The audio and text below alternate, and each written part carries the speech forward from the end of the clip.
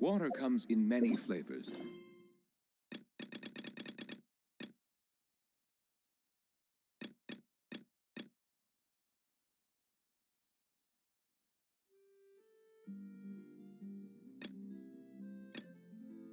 Discerning.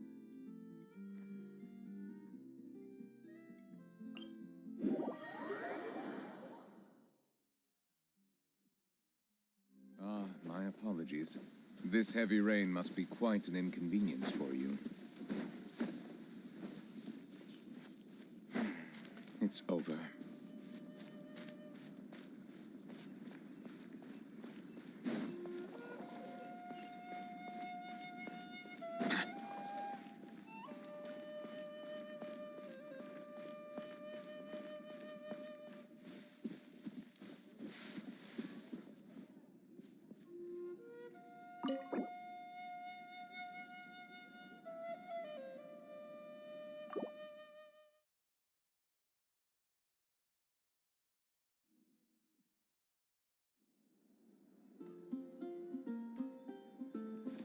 Wow! The city is all decked out! Oh, it's beautiful! Festival season means no commissions, which means no Mora. But Catherine's always looking out for us, so we should still drop by and say hello.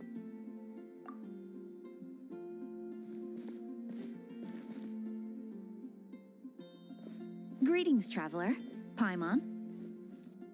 Hey, Catherine! Still doing the whole no commissions during Windbloom thing? In general, yes. The people of Mondstadt don't delegate their work to others this time of year. But feel free to take a look around. I think you'll pick up on something unusual. Take a look around, huh?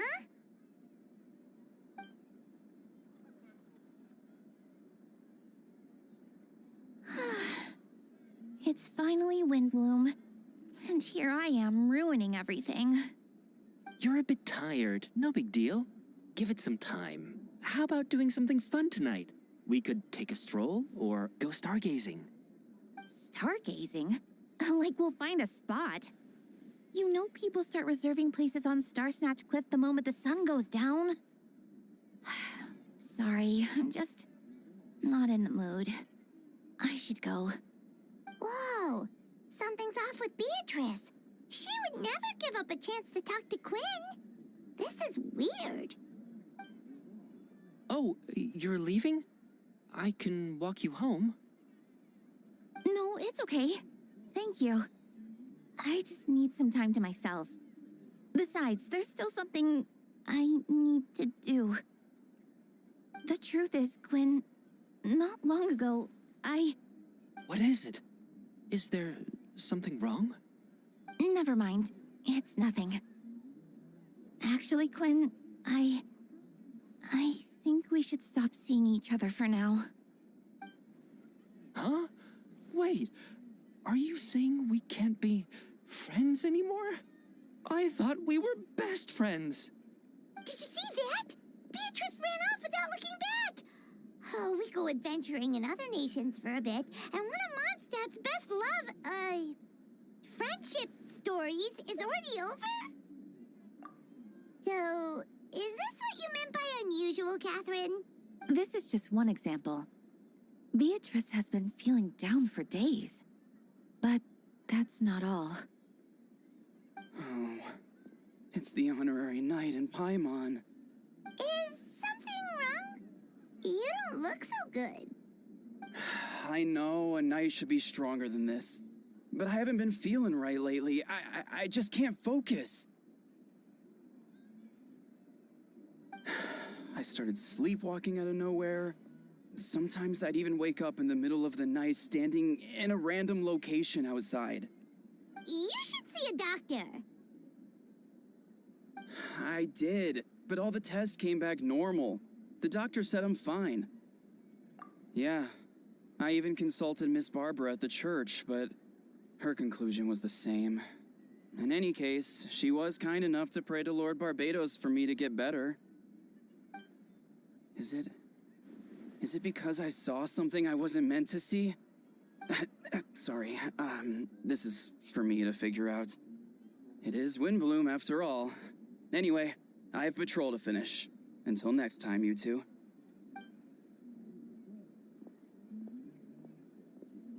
Huh. Is it something in the air, maybe?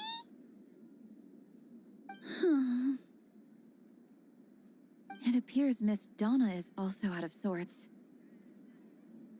Oh, where can I find a truly fascinating man? Wait, but Donna is the one who has a huge crush on D-Luke, right? That's what I thought too. But she seems to have changed her mind. Is that Captain Kaya? Huh. Now that I look at him, he's exactly my type. How come I never felt this way before? I'm flattered, Miss Donna. Although, I do wonder whether that was intended for outside ears. Oh, no. Of course not. I'm sorry, Captain. Just pretend I didn't say anything. And, have a happy Windbloom. I intend to, my dear. But first, a question, if you don't mind. Why the sudden change of heart? I was under the impression Master D-Luke was the object of your affections. Good question, Kaya. So, you knew about that? Well, Master D-Luke came into the city not too long ago, but when I saw him, it was like the butterflies just weren't there anymore. If I had to compare it to something, it would be like waking up and realizing you're married to a man you don't love.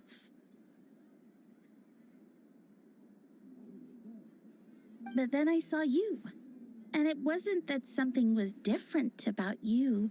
I can't really explain it. It was just a feeling. I understand. And I'm flattered I was able to bring back the butterflies. But I do need to see to some business, so I'll take my leave.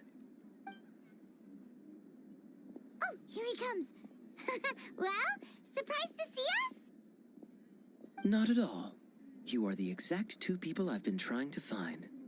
So, Traveler, Paimon, how have you been? The answer to that requires a private conversation. Catherine, do you mind? Not at all. Have fun, you three. So, you said you were looking for us. Yes. Jean sent me to find you when she heard you were back in Mondstadt. But let's discuss the finer details back at headquarters.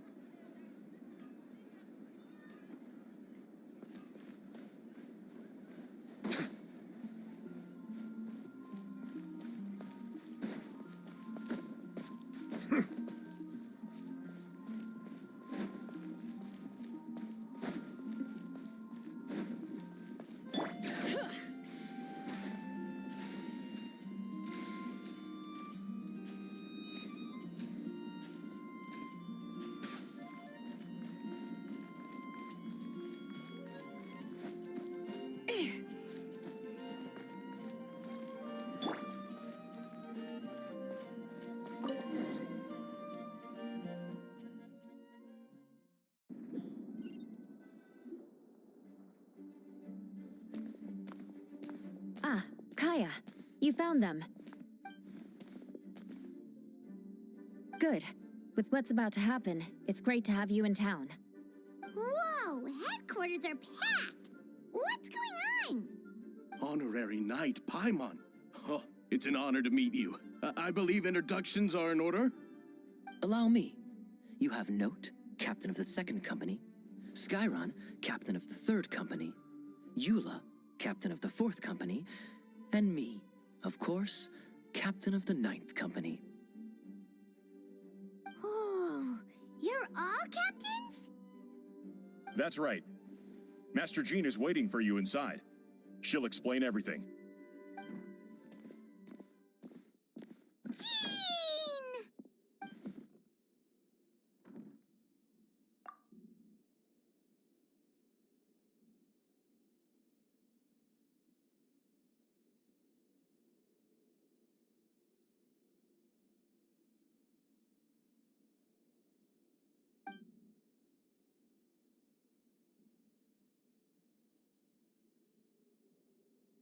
A trial? But this is Mondstadt, not Fontaine.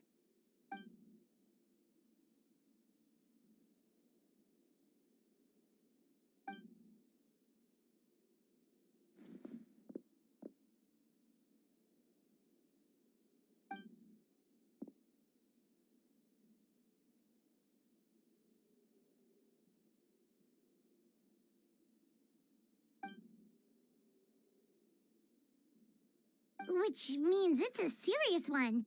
So, do you need our help? Right! He's the captain of the investigation team.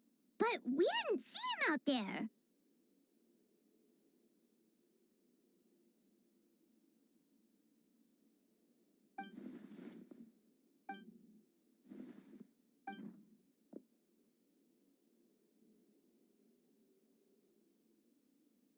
Albedo is the one on trial?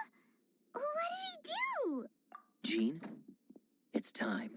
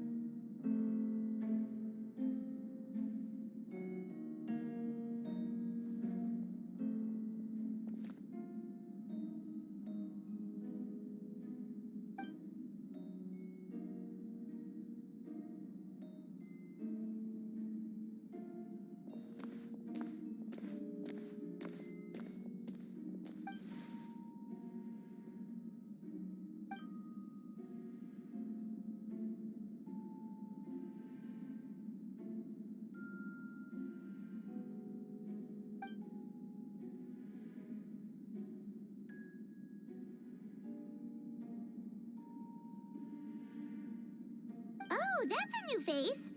Deacon of the church. Does that mean he works with Barbara and Rosaria?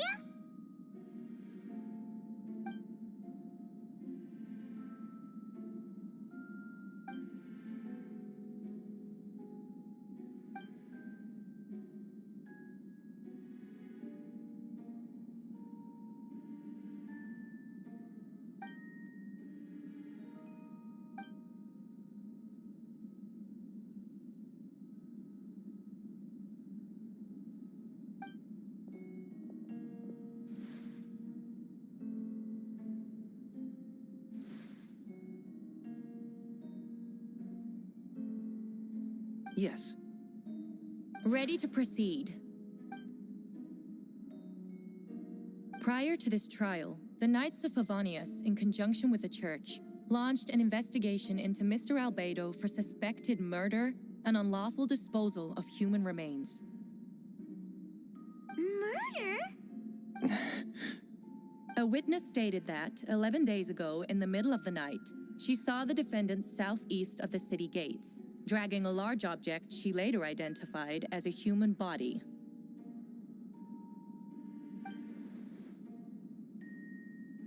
No. There's no way! We now call that witness to the stand. Beatrice, please tell us what you saw.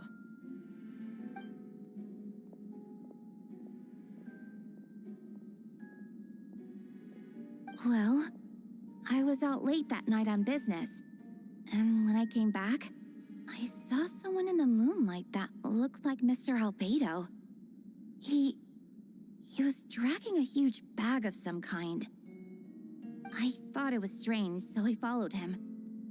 Then, there was a sudden flash of golden light. The bag opened, and inside there was a body. Mr. Albedo's vision allows him to manipulate the ground with ease. So he buried it, and then removed any traces on the ground.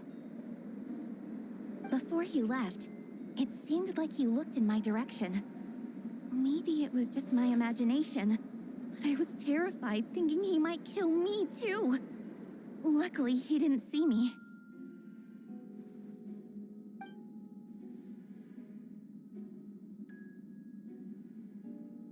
I was working in my office, on the second floor of the Knights of Favonius headquarters. That's right. The next day, the defendant submitted his latest environmental report on the Dragonspine region. Considering the length of the text, it must have taken a considerable amount of time to finish. Can anyone attest to the fact that the defendant was working in his office that night? No. Then the length of the report is not a sufficient alibi. This isn't looking good. If the crime did occur as you described, then what about the body? You mentioned the joint investigation. Well, was the body recovered? Not yet. In other words, you dug up the location Miss Beatrice described and found nothing. You don't find that suspicious? I know what I saw. I'm telling the truth, Miss Hertha, I swear. Also, didn't you say that speaking out would help protect the people of Mondstadt? Otherwise, I'd never put myself out here like this. You're doing the right thing. Besides, the investigation wasn't fruitless. A single man's shoe and a torn piece of fabric were found in the bushes near the crime scene.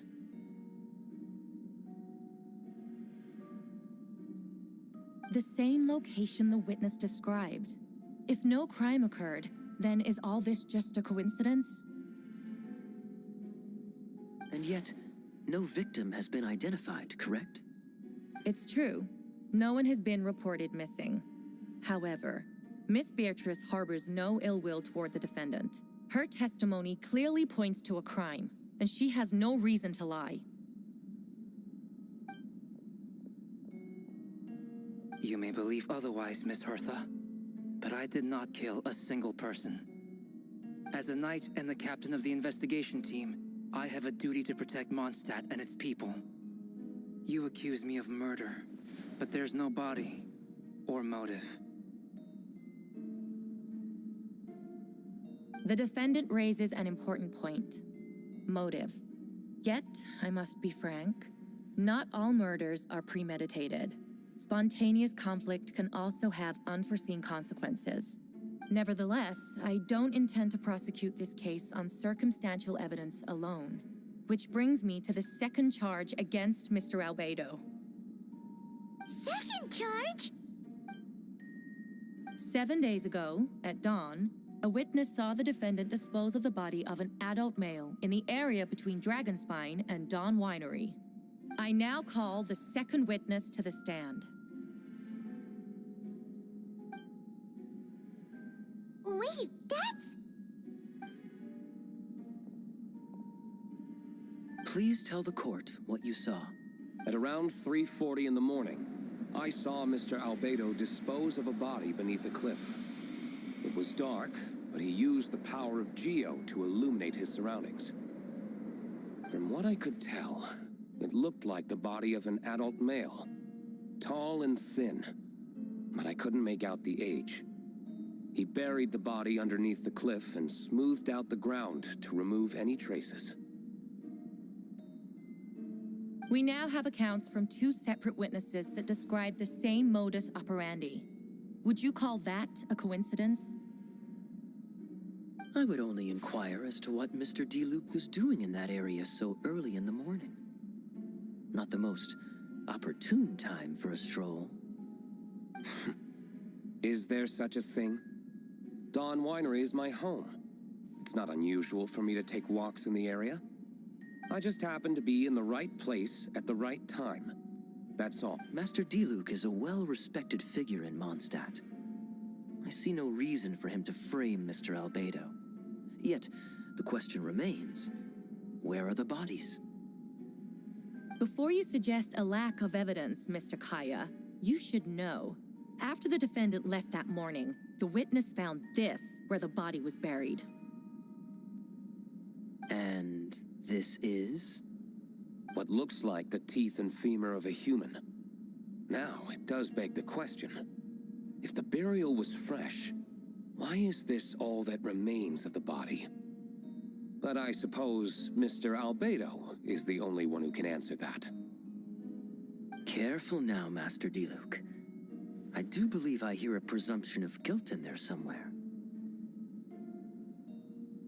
These remains suggest an accelerated rate of decomposition. Considering the defendant's profession, there's reason to suspect that alchemy is at play here. Both witnesses saw golden light, a known byproduct of alchemy. That's how the defendant destroyed the bodies.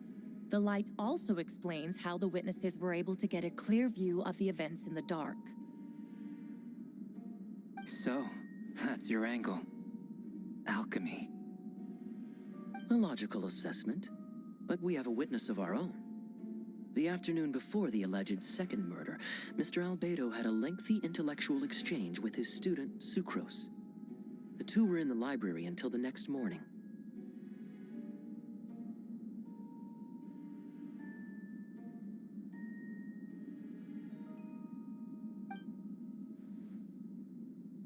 Miss Sucrose was presenting the results of her research. She noticed some flaws in the data and insisted on reviewing her calculations until the next morning, with Mr. Albedo present.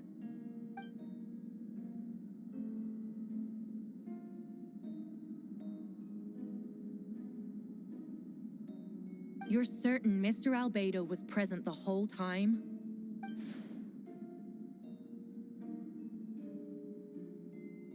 Nevertheless, the other witnesses have no reason to lie. Tell me, Miss Sucrose, that meeting in the library, were you awake the whole time? Sounds like... I do hope you can be truthful with us. It concerns the safety of countless Mondstadt citizens. A crime like this cannot go unpunished. I'll take it from here. During our meeting, Sucrose did fall asleep not long after midnight. It's all right, Sucrose. You don't have to lie for me. This is a sacred place of judgment. The truth is paramount.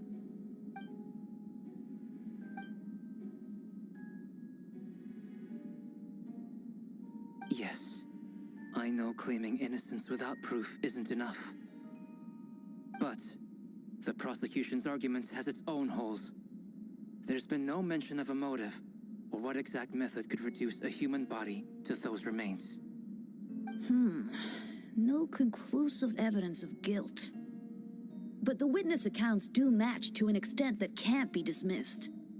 This is a tricky one. Allow me to submit another piece of evidence. The investigators intercepted one of Mr. Albedo's correspondences. I will now read the pertinent parts to the court. A correspondence. I have never abandoned the subject of human research. In fact, delving deeper into Dragonspine has led me to realize that the concept of life could be further expanded and transformed into that of birth. The mystery of human birth is often linked to death. As such, death is the most suitable material for the creation of new life. To that end, we must engage in a process of putrefaction and refinement. Is that in reference to an alchemical process? The letter continues. Experimental trials have been carried out in the northwestern part of Dragonspine, and the area southeast of Mondstadt's main gate. The data is as expected. Just as you endeavored to do, I too shall take up the path of creation, and break through current limitations to reach a new realm of living beings.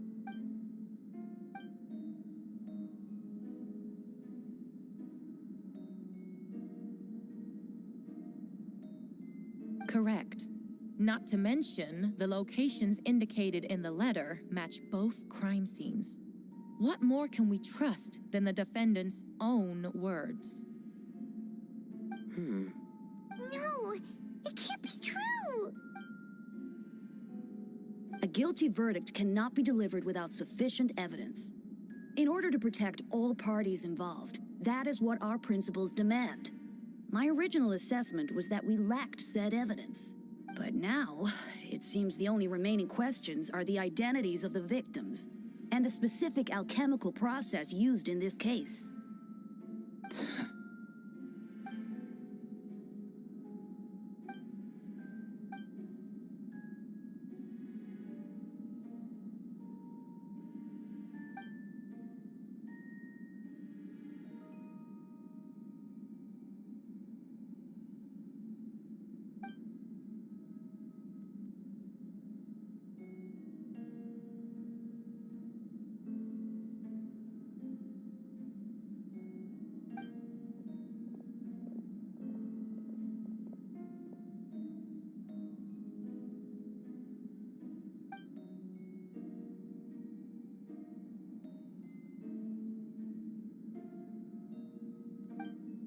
would Albedo do something like that? Oh, this has to be a nightmare.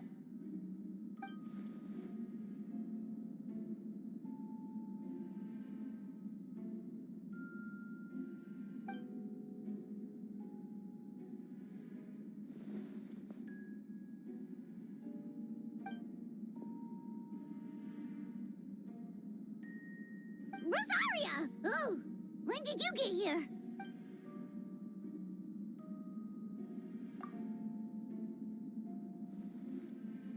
Who is he?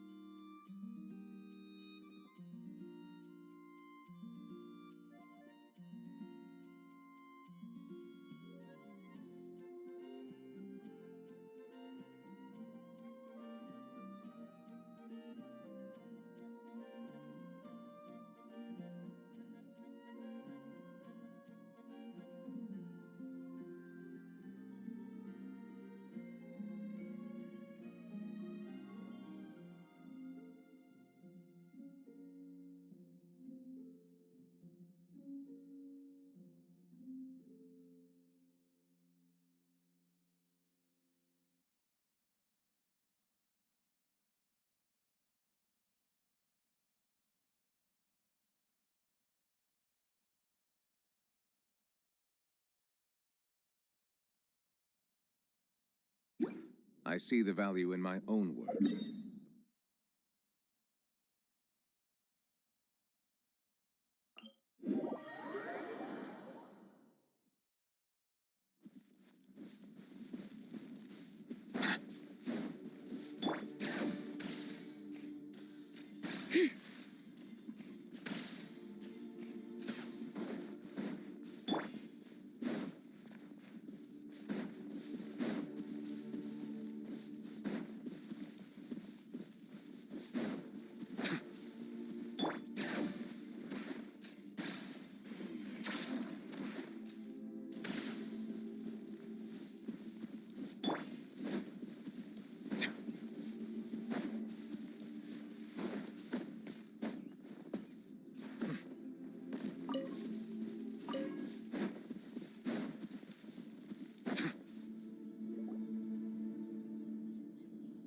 Traveler, Paimon! I could hear your arrival upon the wind. Were you looking for me? Venti, did you send us that message? No, I did. Whoa, where did you come from? Wait, Venti, do you know this guy? His name is, what is his name again? Didn't think I was that unmemorable. I'm Dahlia, Deacon of the Church of Favonius, and Herald of the Animo Archon Barbados. Not gonna forget next time, right?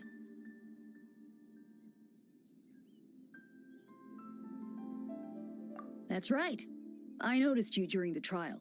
The legendary honorary knight. You seem to have a lot of thoughts on your mind, so I thought we should have a chat. After all, I am the Herald of Barbados. If the people of Mondstadt are in danger, I should keep the Animo Archon in the loop. Wait then, you know about... About what? The fact that my tavern-hopping nomad of a friend is Barbados himself? Don't worry, Dahlia and I are close. He knows everything. Besides, a god needs someone to communicate their will in a formal setting, and no one does that better than Dahlia. Not that I saw that coming when we first met. But back to the matter at hand. I believe you two already know about Albedo's background.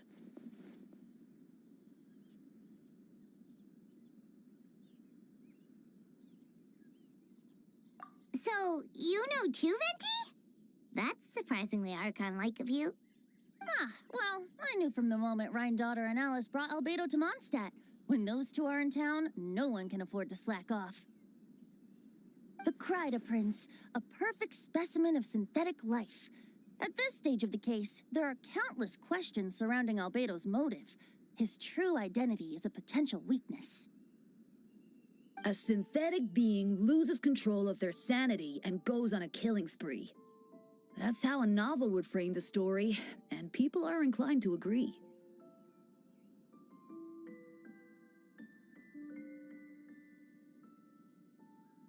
Albedo has told us before that humans often value the ordinary over the transcendent and miraculous. And the slightest difference is perceived as other, a very common phenomenon. Which means we need to find a way to help your friend.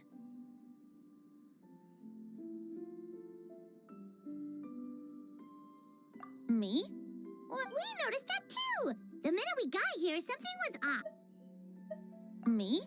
Well, I know that Albedo is a synthetic being, and that a lot of strange things have been happening in Mondstadt, even though Windbloom should be about drinking and having fun. We noticed that too! The minute we got here, something was off.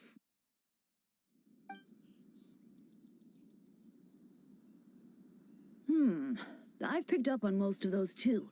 Miles is out of sorts. Beatrice seems anxious. Although I didn't know Donna stopped being interested in Master Diluc. When no love remains for the songs to tell, the world becomes naught but an empty shell. Cruel is said fate, cruel it may be, were it not for a hero who could set us all free. What are you getting at, Tone Deaf Bard? Oh, just making a comment. There are always unavoidable trials in life. At least, that's what Barbados would say.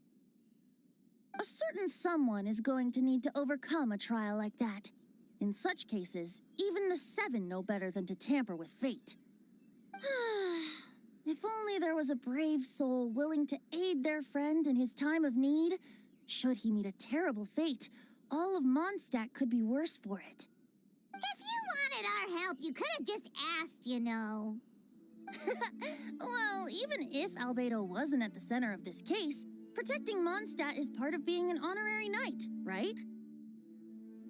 You'll still have help, of course, which is why I prepared a little surprise. Behold! A bomb! Don't worry, I removed the fuse, so it's not going to explode. Say hello to the Dodo communication device. So, this thing belongs to you now? We're old pals. Don't think she'd care if I borrowed it for a few days. Anyway, this invention, with a little help from a trick of mine, will allow us to keep in touch. Just take it out and we can chat. That's all I ask. No matter what comes, you have the wind on your side.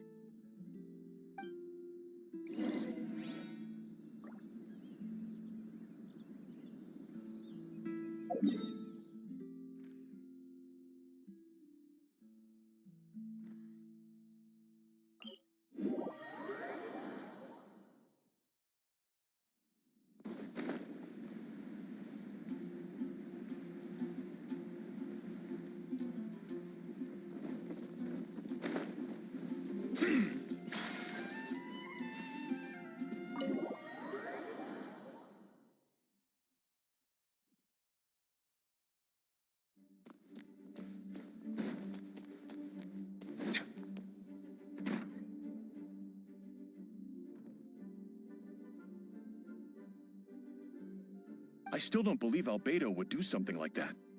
Using living people as alchemical test subjects? It's like something out of a novel. Perhaps it's best for me to remain impartial, but I've worked with Albedo before. He's an alchemist, not a sadist.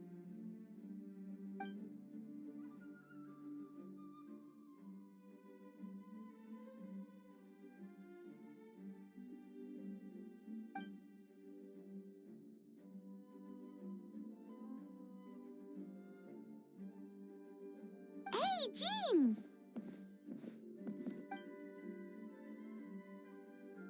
Like Jean said, after the verdict, we have time to submit an appeal. and I will do my utmost to convince Albedo to accept. He's been acting strange, and I can't read him for the life of me. But I need you two to start investigating the case. Yes, it's also time for you to get involved. No, we'd like you to launch an investigation of your own. I'll continue working on his defense in the meantime. If you find anything that might help his case, just let me know.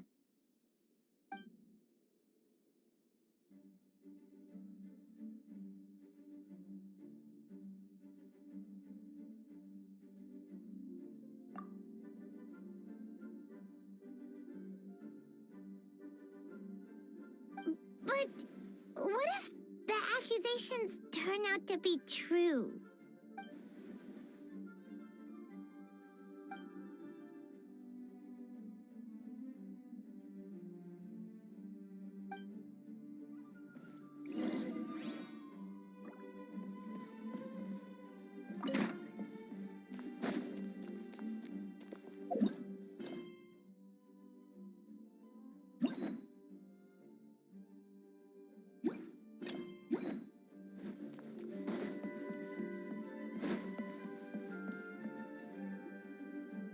Wait, Captain Kaya! Surely I can't... These two are here on Jean's orders. She asked them to investigate Albedo's office. Oh, in that case, head on in.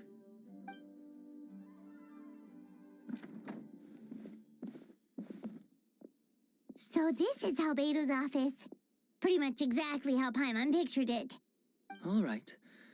I have some work of my own, so I'll leave you to it. Right back at ya.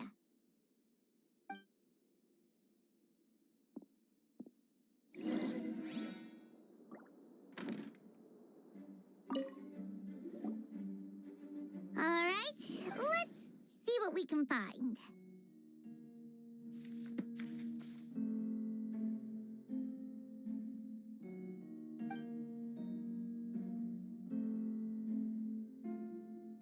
Wow, these books are so fancy. Albedo must have gone to great lengths to get them.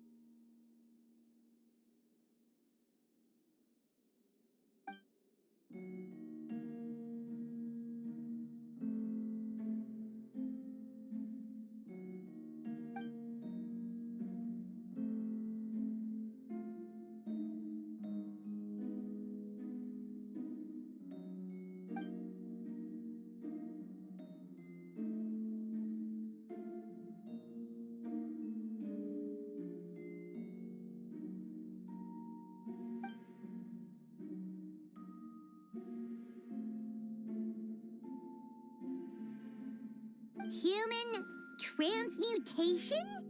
Is Albedo seriously looking into that? Ooh, Paimon doesn't want to think about that.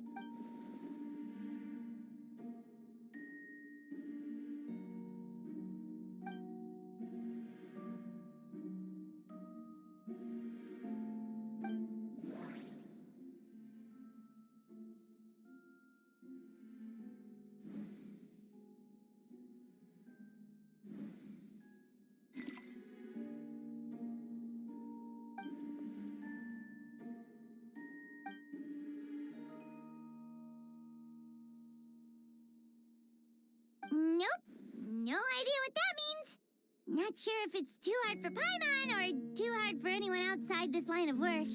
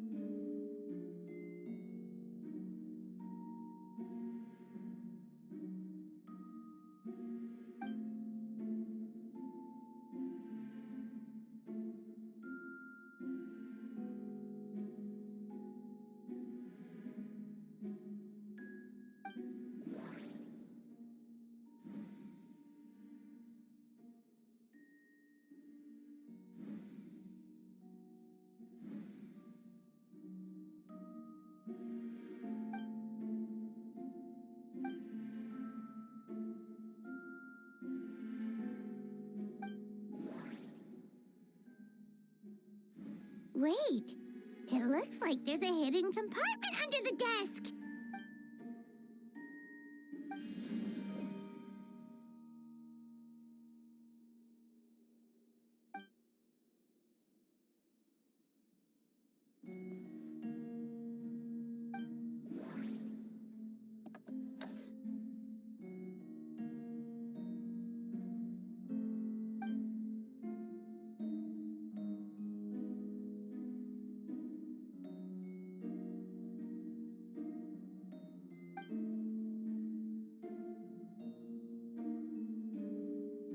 The name of the project is blotted out in ink. What could it be?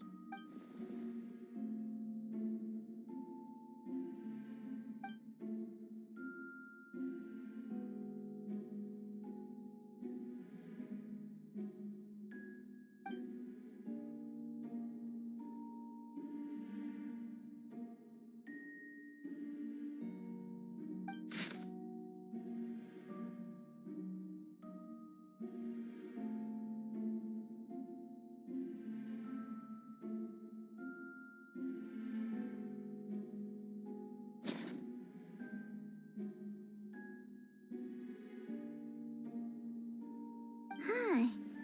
What does this mean? Oh, do you think something might also be buried at the last location? Alright, that seems to be it for this place. We should go tell Jean what we found.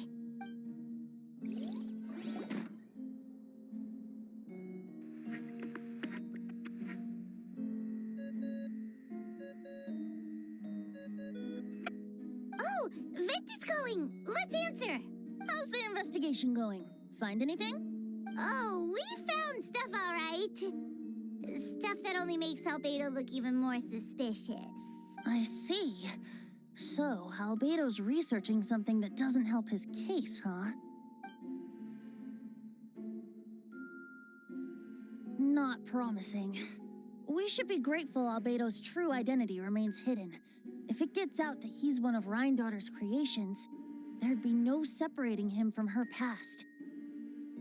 As we both know, Rhindaughter's approach to alchemy and ethics was pure madness, and the evidence you just found, let's just say it could convince even those closest to him of his guilt. Perhaps even you. Then it comes down to trust. Do you trust Albedo? Yeah, he's our friend. We should keep the faith. And if he really is the culprit, he must have had a reason, right? Maybe he's just not allowed to talk about it. Either way, a fair investigation means coming to a conclusion presented by the facts. Remaining objective has its own value. Remember, none of this is your fault. Just report back with an honest assessment of the facts. Yeah. Well, let's go find Jean and tell her what we learned.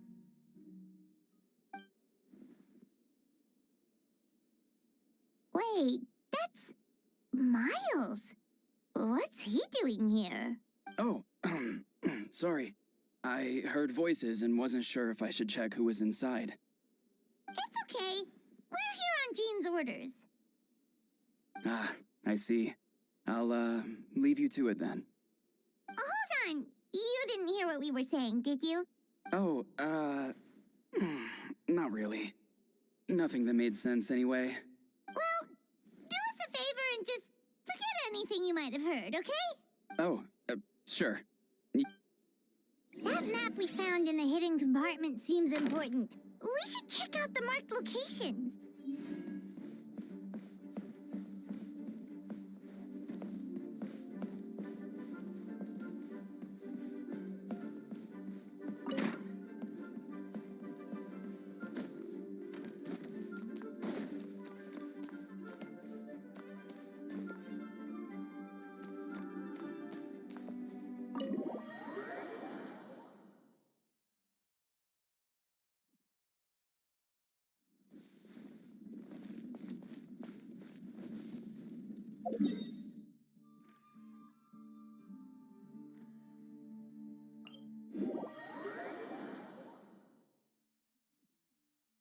Snow is in fact one of water's natural self-cleansing mechanisms.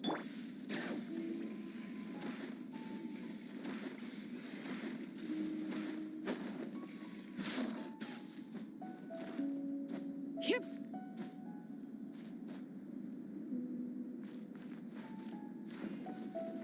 Bring it.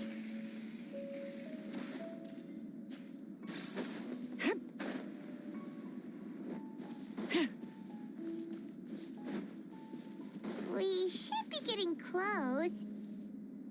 Oh, look over there! Something...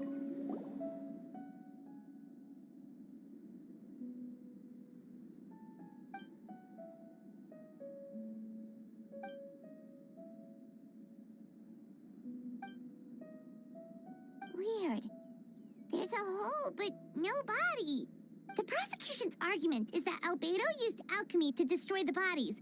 But this location is different from the other two. Why not fill the hole? Or smooth out the ground like the other places?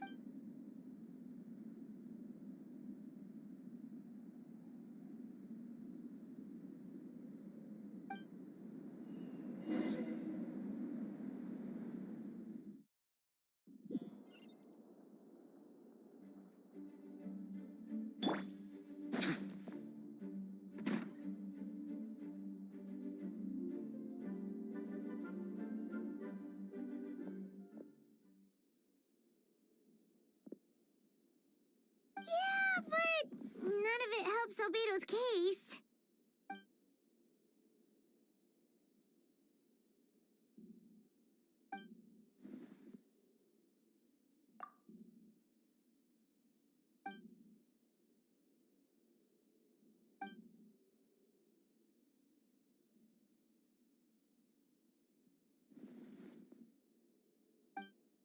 What's wrong?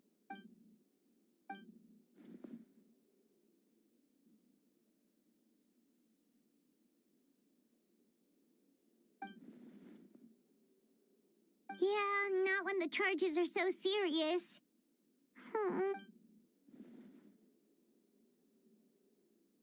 Of course, we'll be there. In the meantime, we should all just stay positive.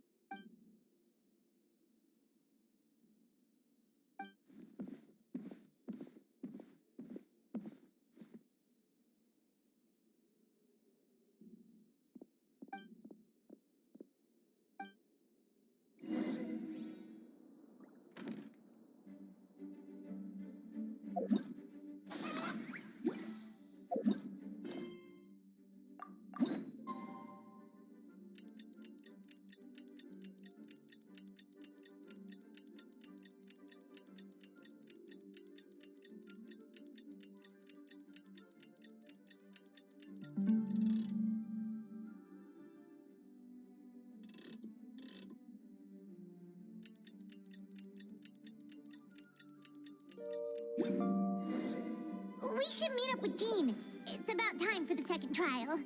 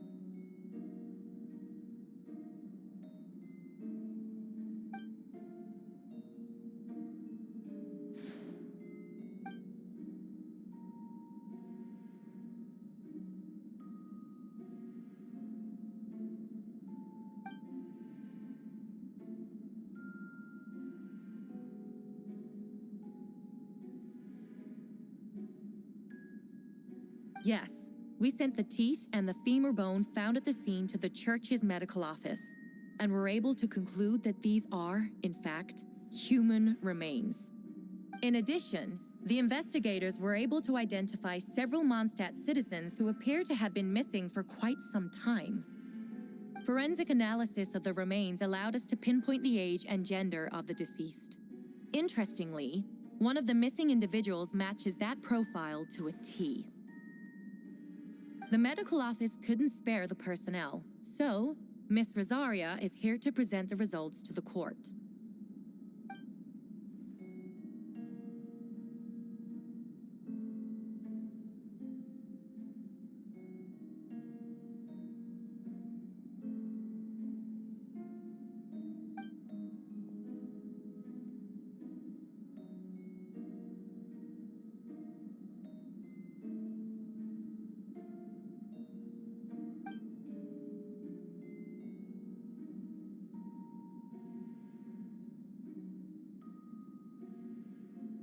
Is it reasonable to assume this technique to be alchemical in nature?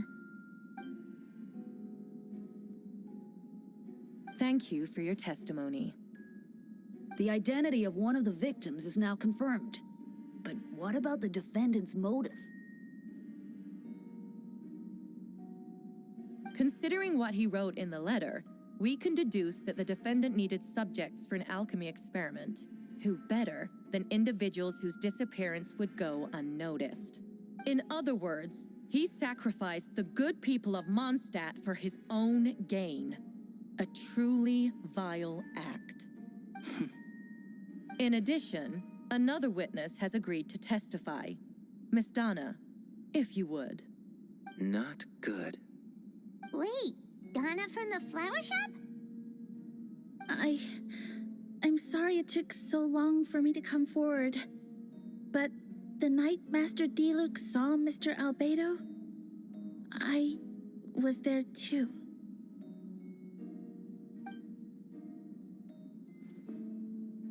I was camping with a friend and we decided to stop near Dragonspine. I couldn't really get comfortable that night, so around dawn, I decided to go for a walk. And that's when I saw Master Diluc. I thought it might be nice to, chat. So I headed in his direction and then I saw it. Someone at the bottom of the cliff was getting rid of a body. I was terrified the person might see me. Even after I fled, I couldn't shake that fear. And I started to wish I never had a crush on Master Diluc in the first place. If I hadn't wanted to talk to him, I would never have been in that situation. Well, I didn't want to come forward because I was scared. But Miss Hertha convinced me it was the right thing to do. I'm sorry it took me so long. I see. Just stepping forward was brave enough, Miss Donna.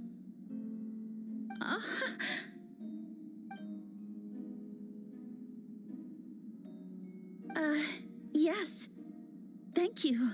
The two witnesses corroborate the same sequence of events. That just leaves the question of how the defendant disposed of the bodies. I believe the answer lies in the alchemical technique mentioned in the letter. The defendant is the most accomplished alchemist in Mondstadt. He has the skill, no question.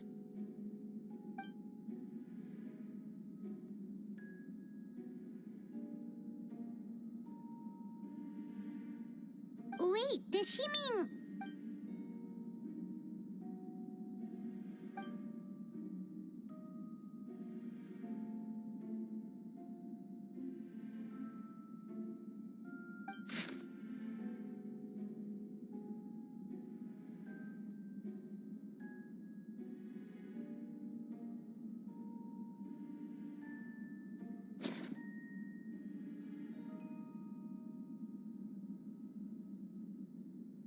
Does this map belong to you? Yes. Yes. You do realize that's basically an admission of guilt, don't you? The evidence against you is nearly insurmountable. Since you uncovered that compartment, I might as well expound on the matter. We have witnesses and physical evidence. What could you possibly say in your defense? What I always have. I never killed a single person. Ugh, you have some nerve. Saying that when the evidence is stacked against you? Miss Hertha, you've presented a meticulous and convincing case. I'll give you that. But I will not admit to something I didn't do.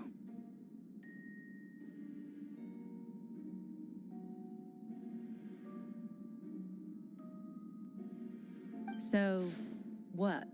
You're just going to bombard the court with excuses?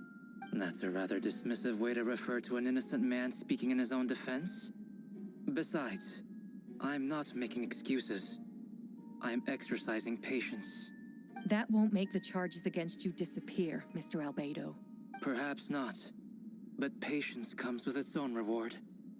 It's easy for things to remain buried in snow, until someone comes along and brushes it away.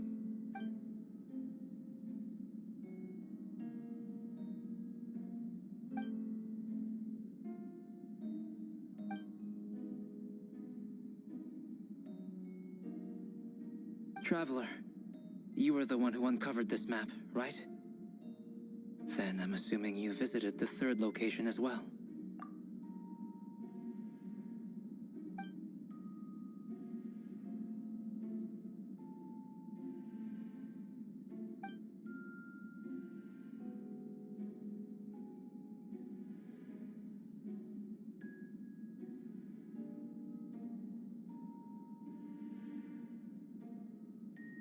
Then, there must also have been a body.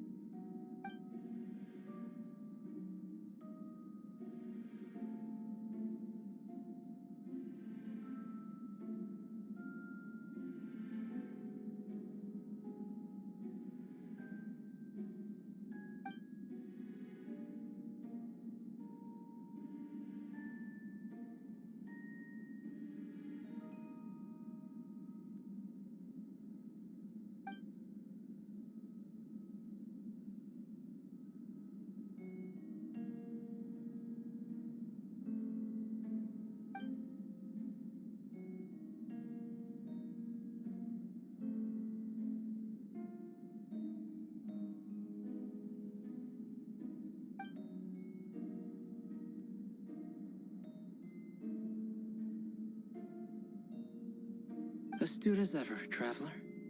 Questions there may be, but allow me to point out, there is no evidence to suggest that anyone besides the defendant knew about the third location. And the map was found in his notes. That fact alone makes him the most plausible suspect. Unless Mr. Albedo suddenly plans to deny that the map belongs to him. Allow me to respond to the Traveler's point. If all I cared about was proving my innocence, I would indeed do as you described, Miss Hertha, and deny any connection to that map. But that is not what I intend to do. The map does belong to me, and I did hide things at those 3 locations. What? There were indeed bodies at each location. And I did kill and bury someone on Dragonspine. Ha! So you admit it. Let the record reflect that the defendant has confessed to his crimes. You're mistaken, Miss Hertha.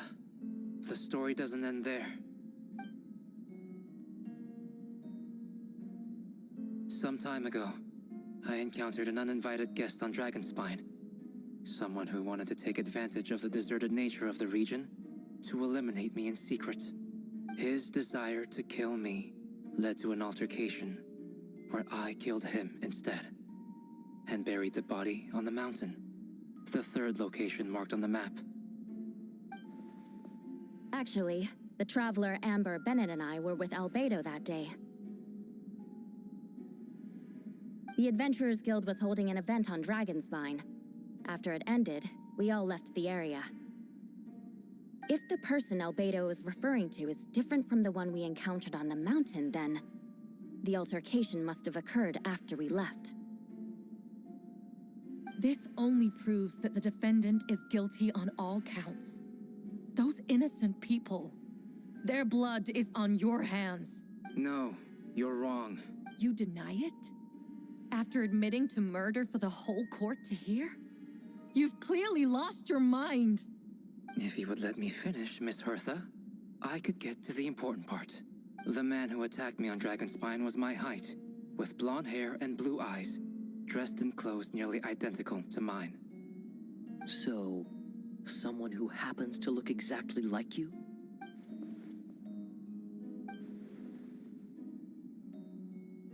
It's one thing to look similar, but for the clothes to be the same? What's going on? I don't want to be here anymore. Regardless, the important thing is that you admit to killing someone on Dragonspine. Yes, I killed someone that day. Someone who looked nearly identical to me. But I never said that someone was a person. I see. Then, it appears I need to withdraw my testimony. What?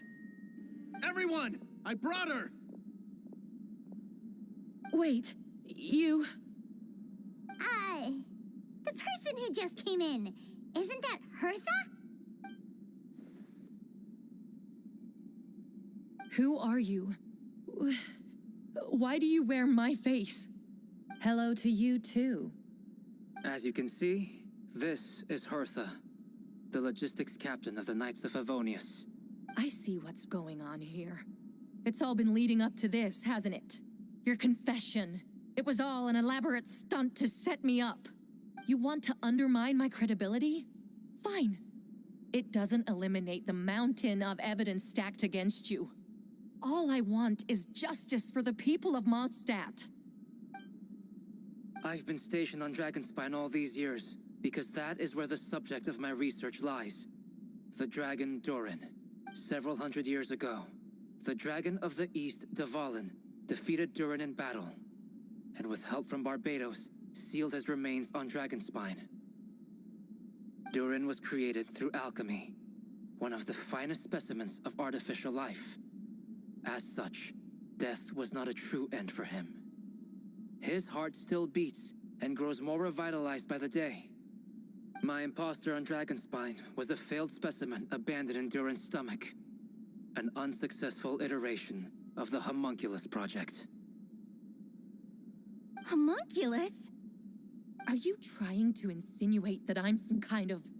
the homunculus? Because it looks to me like the artificial one is standing right there. Some kind of imposter you dragged in from Dragonspine. So this is what I look like when I fly off the handle.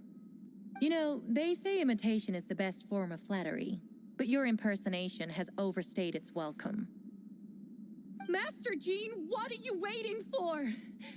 We've known each other for so long. You recognize the real me, don't you?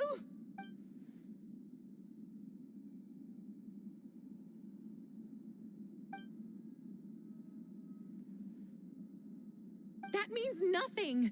By that logic, I could just as easily accuse the albedo in this room of being an imposter.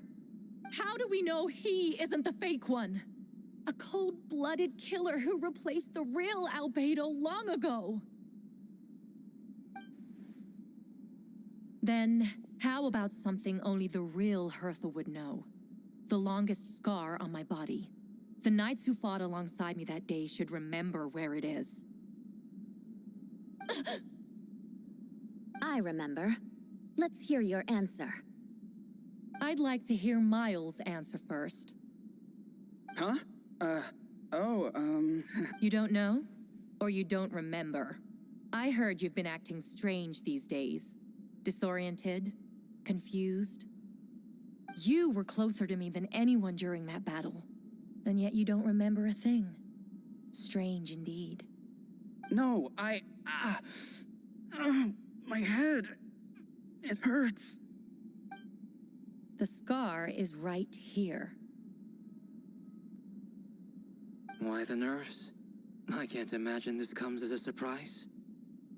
Unless your informant in the Knights of Favonius failed to mention the scar on Hertha's left arm. Albedo has done a lot of research into beings like you. If you deny it, then show us your arm.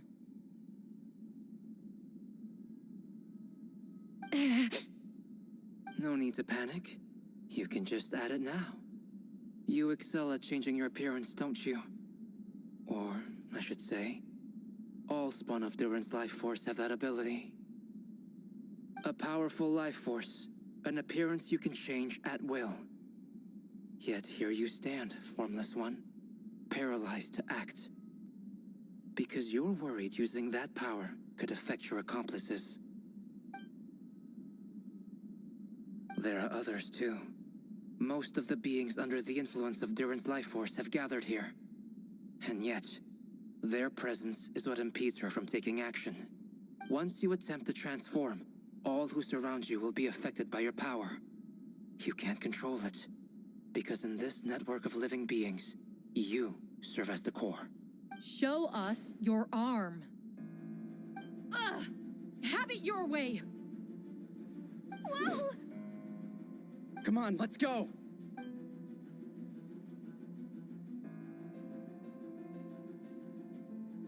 Hey! They're shielding the imposter!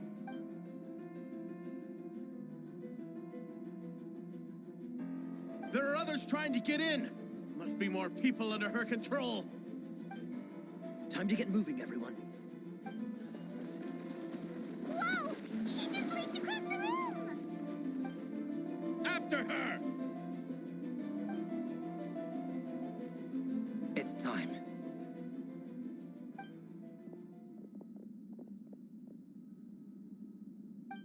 We finally have a chance to talk. But before I explain the events of the past few days, I never killed any of my fellow citizens, and I never used human remains as part of an alchemical experiment. Second, the events of the past few days were all part of a plan. Most of the members of our order were in on it. As for the witnesses, Master Diluc picked up on the situation long before today's proceedings. Indeed. Follow me.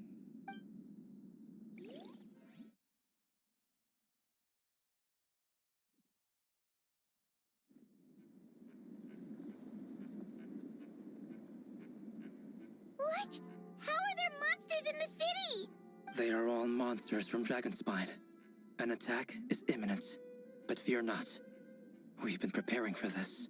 We've been monitoring the resurgence of Durin's life force. Its festering nature agitated these monsters. We knew it was only a matter of time before they advanced on Mondstadt.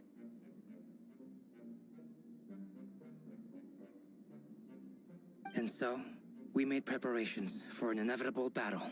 I was hoping you two could join me and provide assistance in the battle to come. Of course. Where's our first stop? The top of the city wall.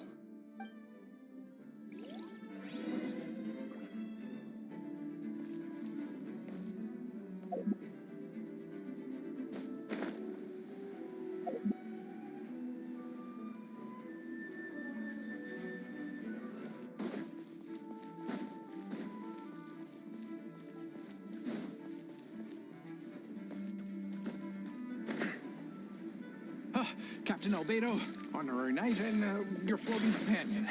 Some of the people around here are acting strange. Be careful.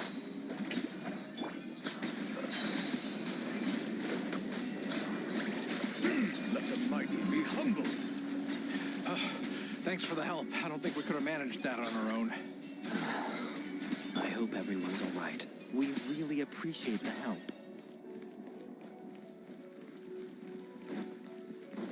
Bring it!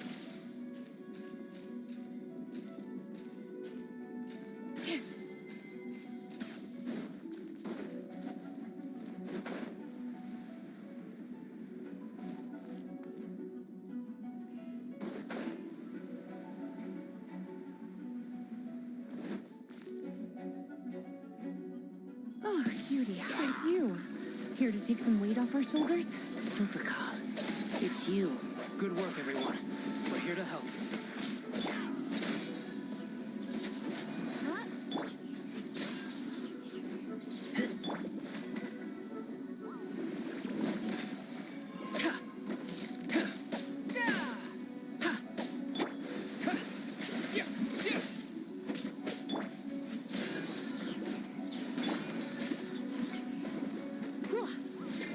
Witness my great undertaking. Burst forth. You're in for a little shock.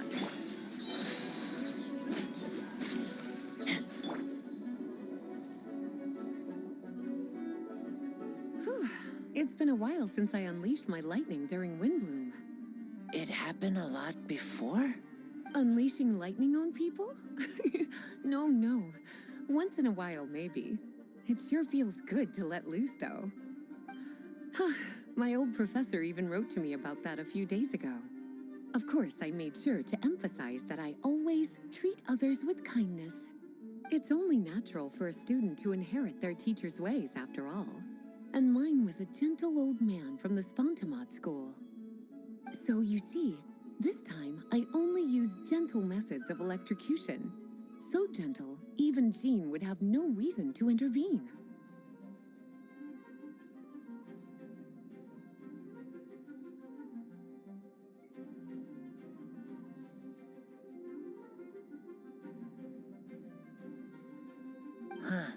Gentle electrocution.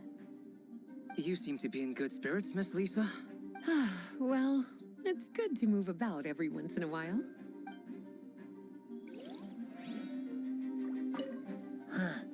Gentle electric. Well, it's good.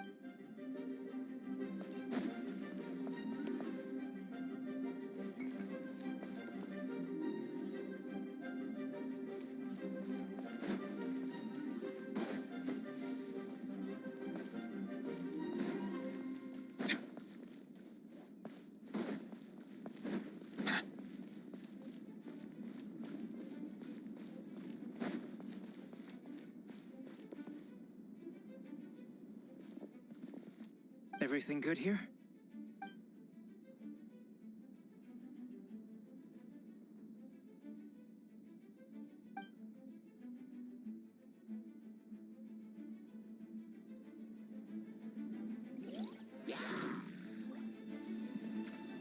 Huh? Don't tell me they've got a cavalry unit too. Talking isn't going to get us anywhere. Let's take care of things here first.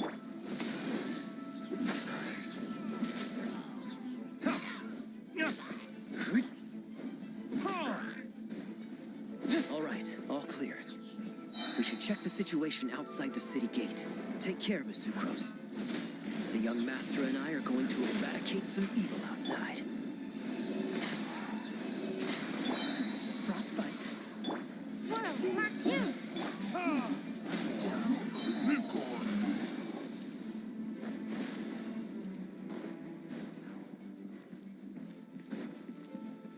Where are all these monsters coming from? My sword hand is cramping. Wait, I think that's Captain Kaya's voice. Maybe he's coming to help. Just hang in there. Fantastic job defending this place, you two. We'll take it from here. Oh, Captain Kaya, Swan is... Hey, I'm fine. It's your leg we should be worried about. Swan, Lawrence, you should both get treated at the church. Don't push yourselves. We'll take care of things here. But, Master Diluc, didn't you leave the Knights of Favonius? What? Are knights the only ones capable of defending this gate? It's fine. Master Diluc is just altruistic as always. If a civilian is willing to help out, who are we to turn him away? Understood. We're grateful for the support. Yeah, thanks a million. We'll be back soon.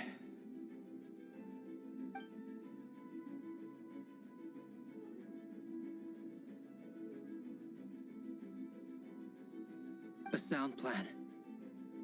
Remember to be careful. I know it's unlikely, but if you encounter a situation you can't handle, retreat to somewhere safe. Don't worry about the front line.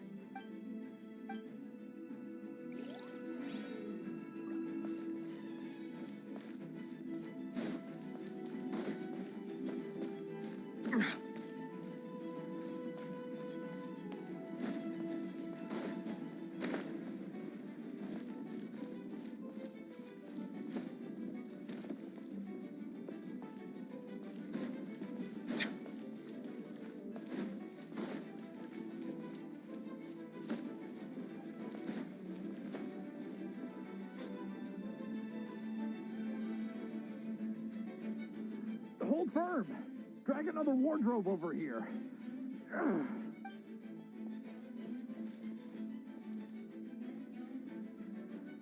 Ah, that's the traveler's voice.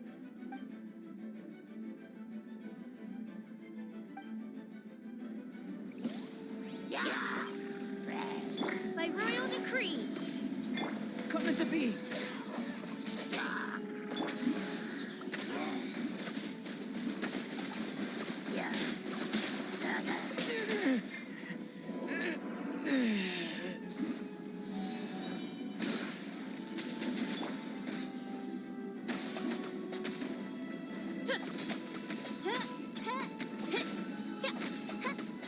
Oz, reveal thyself.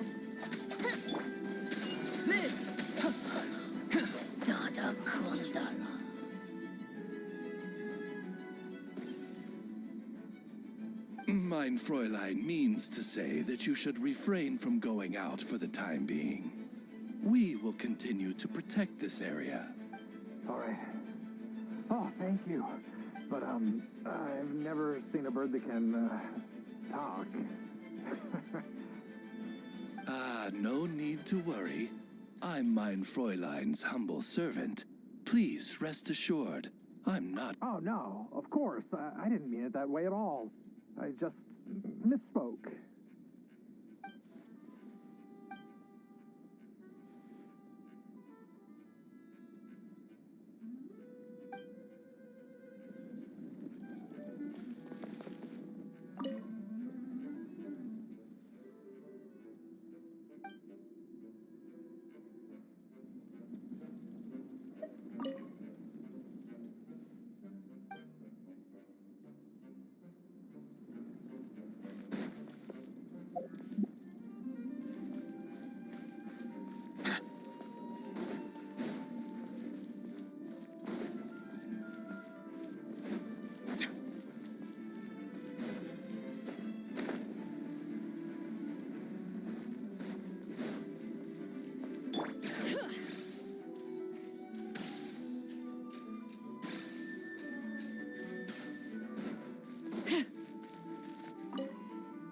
We'll take it from here. We'll take it from here.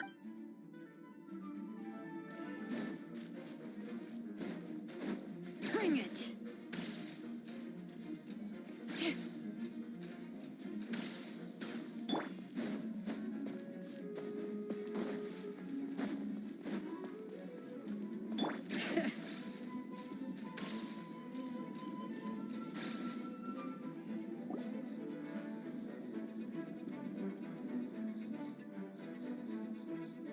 Hey, Venti! Shoot, someone's coming. Help me, please! Someone help me! What's with the freak out? It's just us. Ah, perfect. I can drop the act. Sorry, I thought you were regular citizens. It's about time. I think we can proceed as planned. I agree. Although, it's been a while since I dealt with something this big. Oh, it's gonna be pretty exhausting. Don't worry. I'll treat you to a drink for your trouble. Haha! Just what I wanted to hear. So, these two know the other's identity then? Monsters started surging in from Dragonspine during the trial. They soon became agitated, likely in response to the core coming under pressure. Still, I never expected those monsters to have become this advanced. The power of evolution cannot be underestimated, especially considering the fact that Durin absorbed the previous imposter. Wait, so what about the map? And the missing bodies? What the witnesses saw was true. I did hide those bodies. As I monitored the situation on Dragonspine, I noticed that many who ventured there came back. Some were under the influence of Durin's power, but the less fortunate ones had already been devoured by monsters, who then assumed their appearance to infiltrate the city. Most of those who were replaced had no close relatives, so when their behavior changed, there was no one to notice. The monsters used their disguise to get close to people. I eliminated 2 who attempted to attack. What about the remains D-Luke found? Did they belong to one of the victims? Yes. The monsters slowly digested their victims. Sometimes, they even left behind body parts to aid the transformation.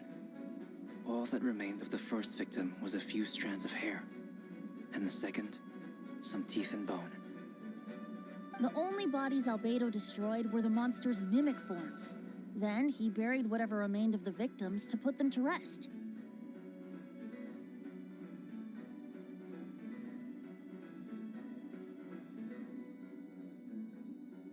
Well, someone had to do it. Besides, I managed to gather some valuable data on the putrefaction of the bodies.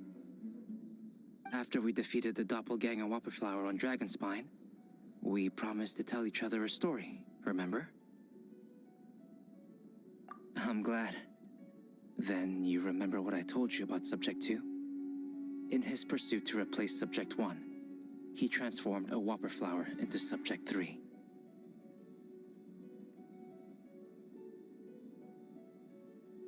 Yes, that would be Subject 2. I confronted him and buried his body on Dragonspine.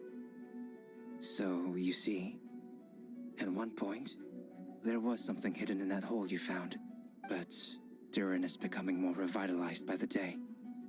Under the influence of his power, the monsters dug up Subject 2's body and returned it to Durin's stomach. Durin absorbed the failed creation along with his knowledge and way of thinking. Ever since then, all creatures spawned from his power had the ability to transform their appearance. Humans who venture into Dragonspine for too long are also bound to fall under Durin's influence. But those effects don't show themselves right away, and the extent to which a person has been affected is hard to perceive. You saw it for yourself, didn't you? All the people acting strange? Those are the same people who just tried to break into the Knights of Favonius headquarters. Durin's power remained dormant within them until, finally, it surged to the surface and seized control. That was also our goal. If we could force a situation where the imposter had no choice but to unleash that power, all those under its influence would become violent. And, thus, we would know who was affected. Wait, so what do? We can't go around hurting innocent people. That's why I'm here. It would make me look bad if I just lazed around after promising to help. We will use the power of Animo to restrain them for now. That should give the knights the chance to subdue them without harm. A specialized team will deal with them later. All right. That's the long and short of the situation. It's time to activate that thing, right? Yes. So, if there are little secrets other people shouldn't know, my identity, for example, keep it to yourself, okay? All right, this should do it.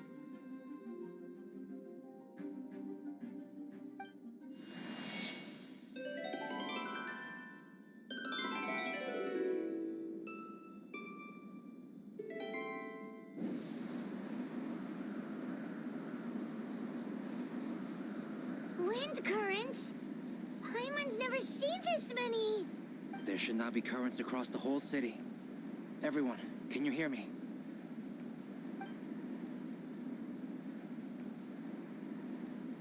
All good. We have enough manpower to provide support. Requesting assistance at the side gate. Heading over now. Whoa! It's long-distance wind communication!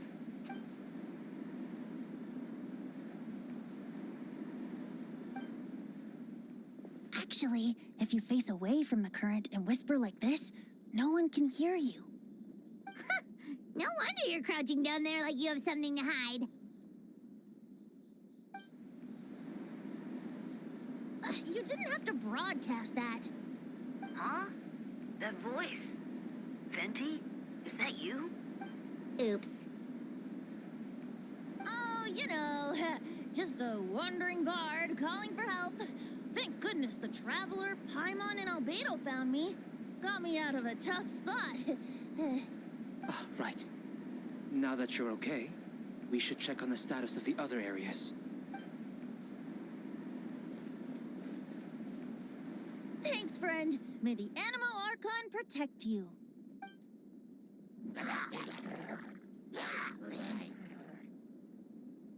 I've got things covered here.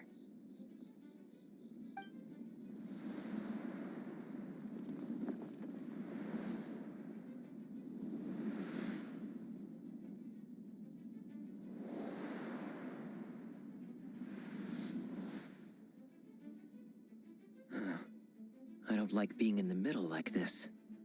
Especially on a bridge. Oh, look who it is. Get back! Phew. That was a close one. I suppose thanks are in order, Master D-Luke. No need. I didn't intervene to save you. It was for my own convenience. Oh? Well, let me get out of your hair then. I suppose we could work together, but you would just melt my ice anyway. Suit yourself. All right, tell me. When did you notice something was off? The first trial. Ah, because of the fake Hertha? No. Because of you. Me? What did I do? My defense wasn't passionate enough? No. You weren't nervous enough. Tell me then, Master D-Luke. When do you think I actually get nervous? I suppose we'll see, won't we? Monsters, incoming. On second thought, best not to think about it.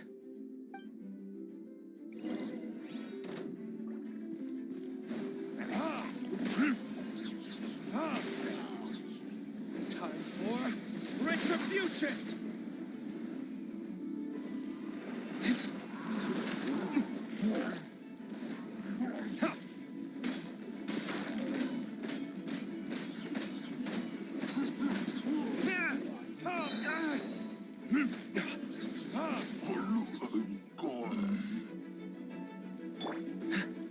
Freeze!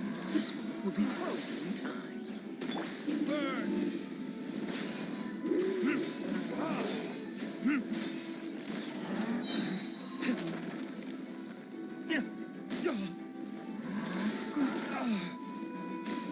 Verdict is...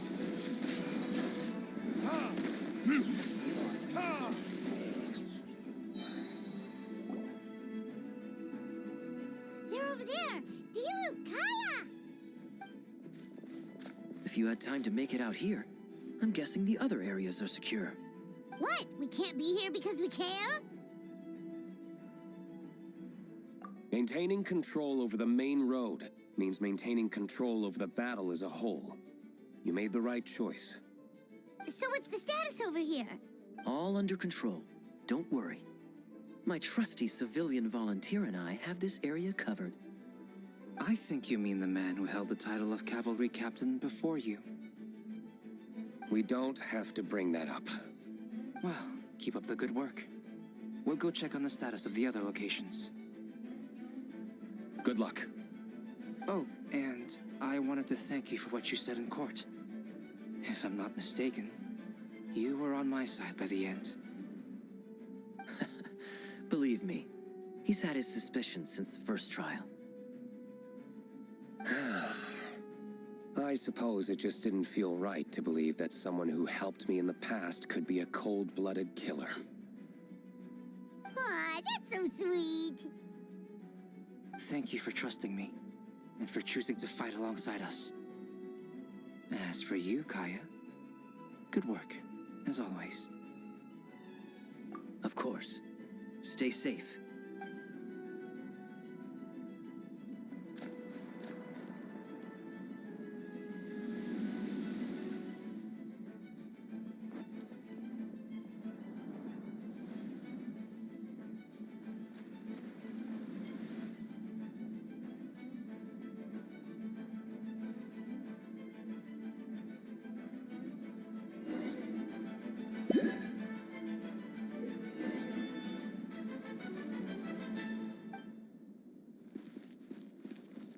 Let the show begin.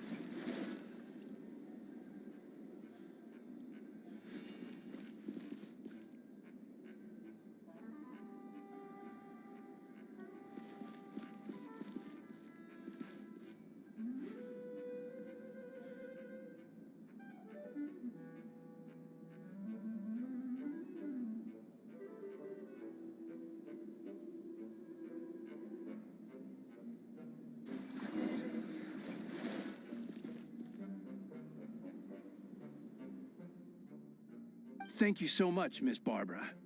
Things are still quite chaotic outside. It's best if you all remain inside the cathedral for now. Don't worry, Miss Barbara. I'll try not to put myself in harm's way. I can help with the logistics from the back.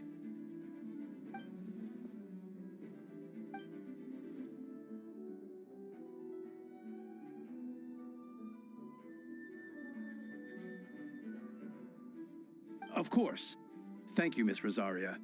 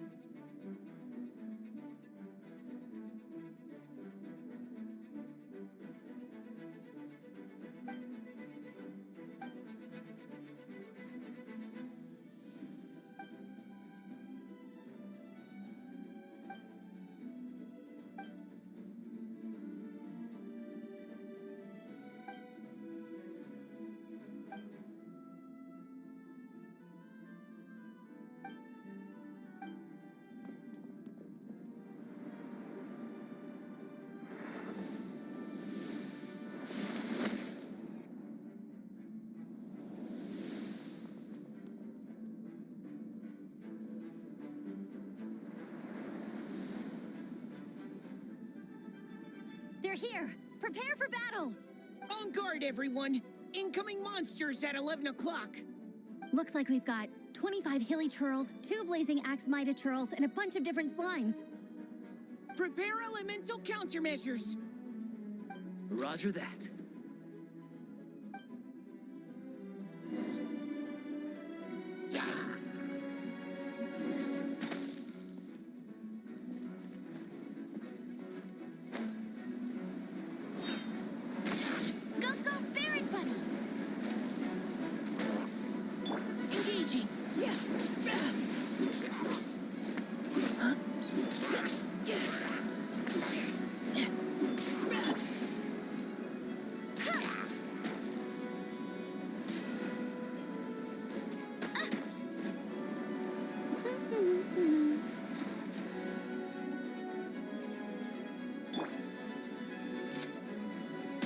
Placing threats.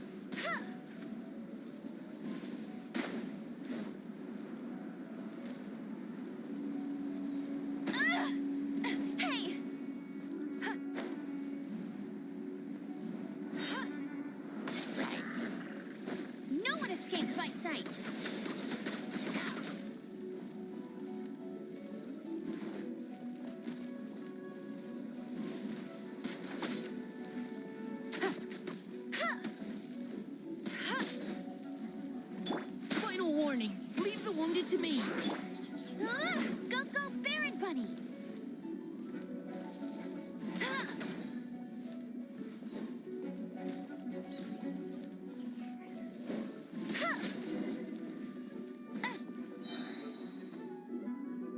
All units are now in position. Hertha! Oh, jeez, your voice scared me just now. What? Still caught up in the imposter incident? I thought you knew about the plan. Well, after you up and disappeared one day, all Master Jean told me was that you'd be gone for a while on an important mission, and that it'd be better if people thought you were dead. And then, what do you know? Someone who looks exactly like you appears out of nowhere 2 days later. If Master Jean hadn't told me about your mission, I would have fallen for it hook, line, and sinker. Yeah, that's quite a scary thought. I get chills just thinking about it. A monster replacing someone close to you, and you're none the wiser. Don't worry. Once this is over, these monsters won't be a threat to us again. Albedo! Are you okay? The trial wasn't too hard on you, was it? I'm sorry I couldn't be there. I was so worried. Same here. I thought it was all real at one point. I was in complete shock. So, you didn't know, Amber? Then it seems Eula did an excellent job at keeping the situation under wraps. And That sounds like Eula, all right. She's like an impenetrable wall, that one. You're not getting a secret out of her. Yeah, for sure. She's someone you can really count on. Wait, so how did you decide Hertha should disappear again? After all this fighting, I can't seem to get it straight. it was Kaya's suggestion. He said the plan would work best with someone well-known and reputable, without being too high profile. Naturally, Miss Hertha was the perfect choice. We needed to leave a hole in our organization, so she came up with the idea that she would disappear. Ah, so that explains the rumor that someone had fallen during a mission. Of course, it didn't take long for that to get resolved. No, because the imposter fell right into our trap. It was all part of the plan. First, we spread the rumor that Hertha was missing in action after some kind of incident. The news came from Kaya and Hertha's direct subordinates, which was important because we needed it to be credible. The imposter saw the gap in our ranks and couldn't help but take the bait. It didn't take long for the fake Hertha to appear on the night's patrol route, claiming to have survived her mission. When did that happen? Over 6 months ago. Whoa, so this has been a long time in the making. Yes. And our enemy was more meticulous than we expected. Monsters have been searching for Hertha's body in order to protect the imposter's identity, which is a more advanced way of thinking than Subject 2. So we had to wait long enough to convince the fake Hertha that she had our trust. Furthermore, we needed to give her time to gather evidence against me and convince herself she had enough to strike. But how did the Knight's internal information even reach Durin and his monsters? an informant among our ranks. Don't worry. Barbados has already tracked her down. She doesn't have his blessing, so she can't hear what we're talking about right now. Honestly, this whole situation almost gave Paimon a heart attack. All those awful accusations in the first trial, and you couldn't even defend yourself!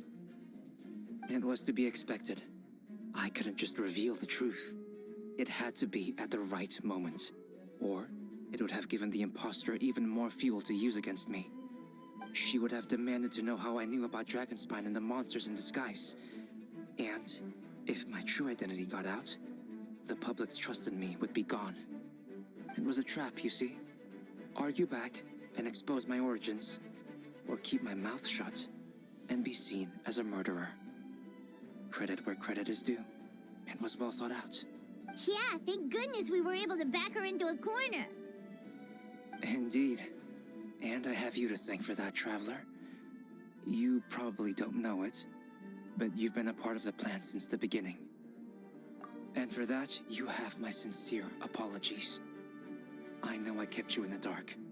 This might not sound intuitive, but I did it to make the plan even stronger.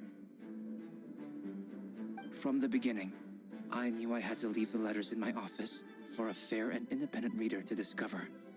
Someone willing to seek the truth. Naturally, I thought of you. I knew you would return for Windbloom.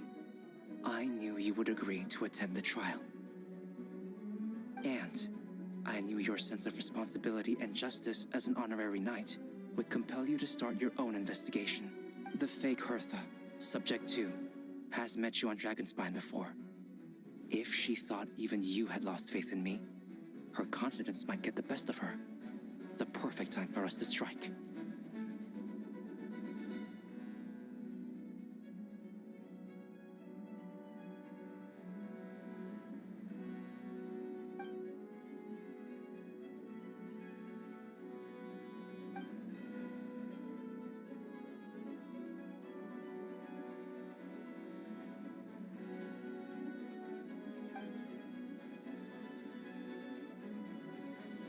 Aw, that means a lot.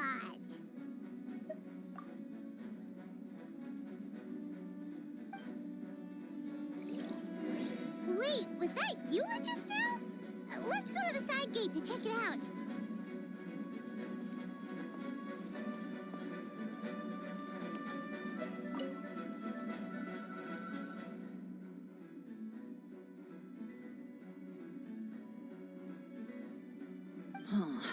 I think you should give yourself more credit. You were brave enough to sit through the trial despite the nature of the allegations. That takes strength.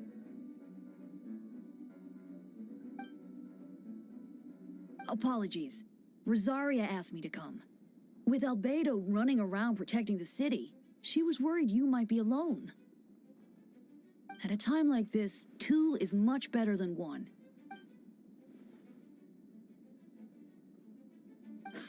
Of course she does.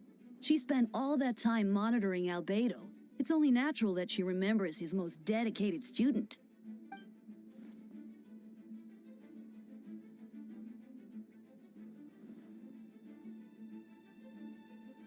As far as I know, he shared that information with close members of his order long before these events. Perhaps I spoke too soon. You do scare easily.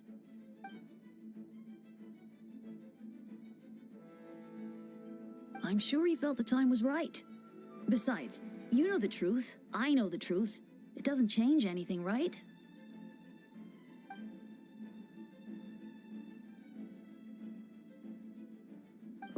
Not afraid?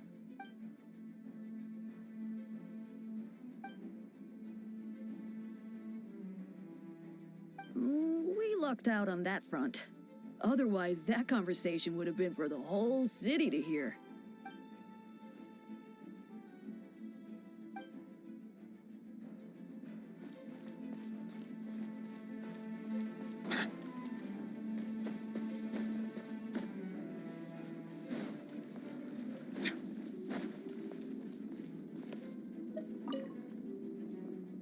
Gotta say, when I saw you on the side of the road, I thought you were hurt. Not about to whack me in the head. Oh gosh, I'm so sorry about that. I was trying to run away, but I just couldn't keep going, so I pretended to be unconscious. Thought I could at least land a surprise hit on a monster that way. I get it. That's a pretty common tactic. Oh, Traveler, Albedo, you're here. Looks like this person could use some help. We'll search for a place to keep civilians out of danger. This area appears secure, so remain here in the meantime. We'll be back with an update. Sounds like a plan.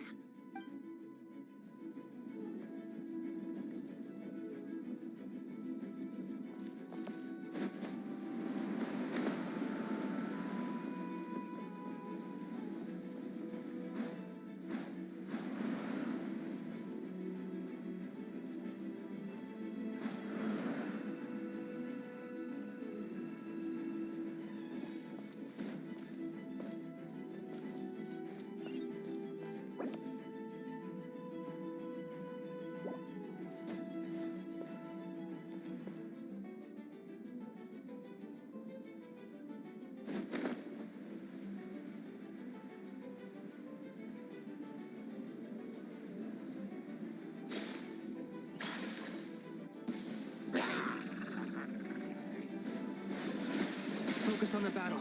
We've got your back.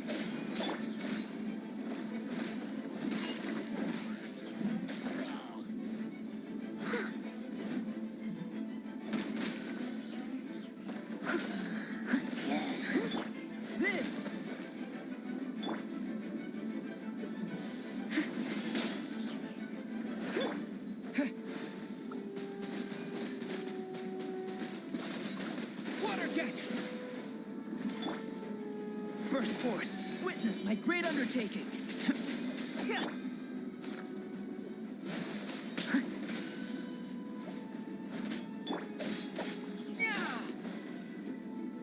Live! A miscalculation. As a dutiful maid would.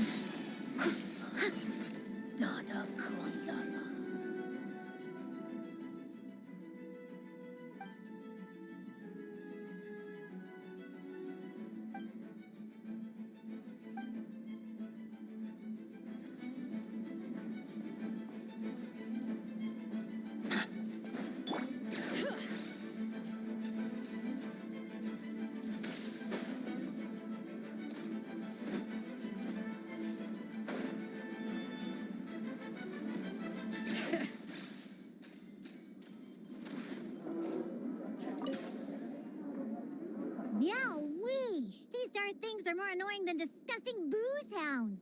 Albedo, Traveler, if you run into anyone who needs a safe place to wait this out, feel free to send them to that cat's tail. I'll be here to watch over things so the tavern will be safe.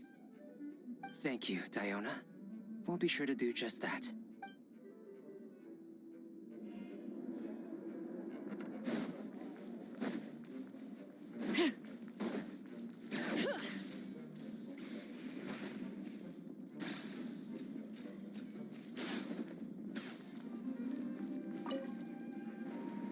Albedo, Traveler, got an update for us? You can take her to the Cat's Tail. Diona is sheltering people there. Anyone who needs help is welcome. Got it. I'll take her there right away.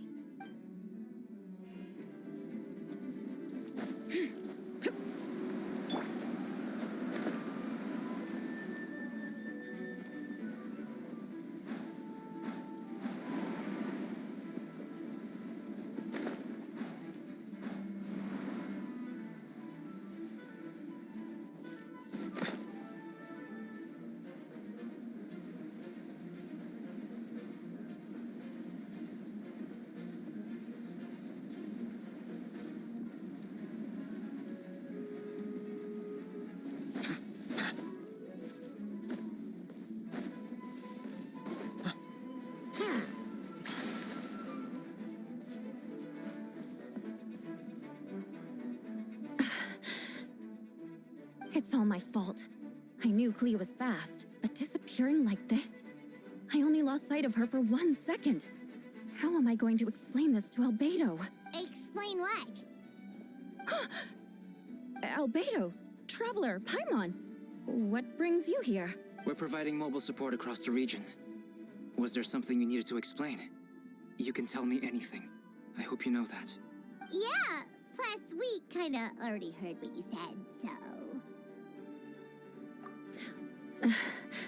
Clee, she disappeared right under my nose.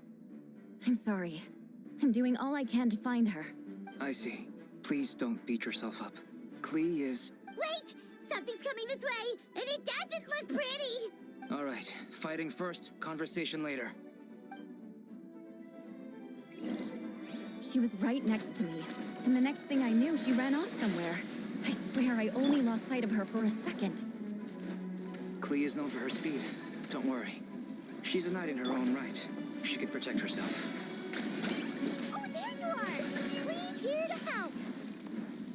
See? Kids are fast on their feet. Those bombs. I see what you mean. She's not to be underestimated. Jumpy, Dumpty, go! Huh? Queen to the rescue!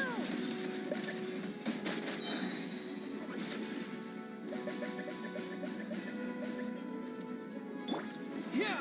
Got this one!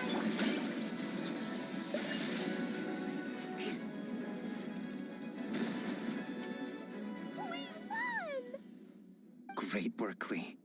I'll be counting on you to protect Eula next time, too. Albedo, you can't be serious. No problem. Just leave it to Clee. Are you going on patrol, Mr. Albedo? Clee heard you went camping for a few days, and these monsters followed you back home. Camping. Ah, right. The truth isn't suitable for little ears. That's right. So I need to report back to Master Jean to settle my expenses. If you have some time, I'm sure Eula would be grateful if you escorted her back to headquarters as well. Of course. I place myself in your capable hands, Spark Knight. It would be an honor. Clee will do her best.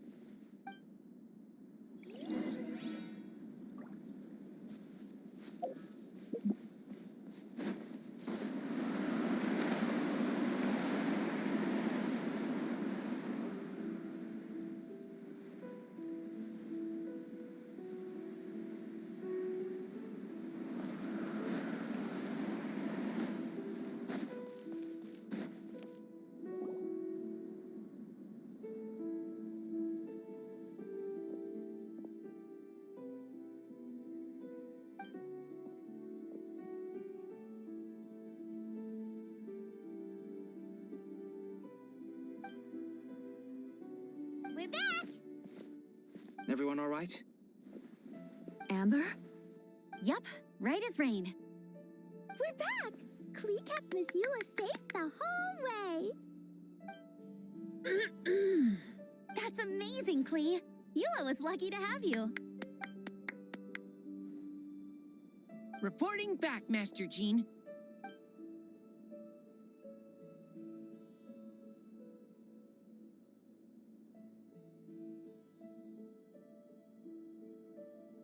Your leadership is what made it possible, Master Jean. It's been a busy few days. You should take a well-deserved break. My work isn't finished, I'm afraid. I have a few loose ends to tie up. We can talk about it back at headquarters. The Traveler and Paimon should be there too.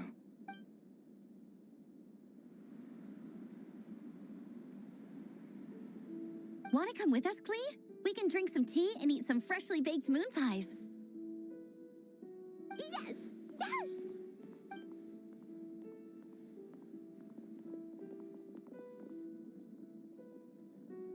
Hi, everyone. Oh, well, wait. Does that mean you saw me running for my life?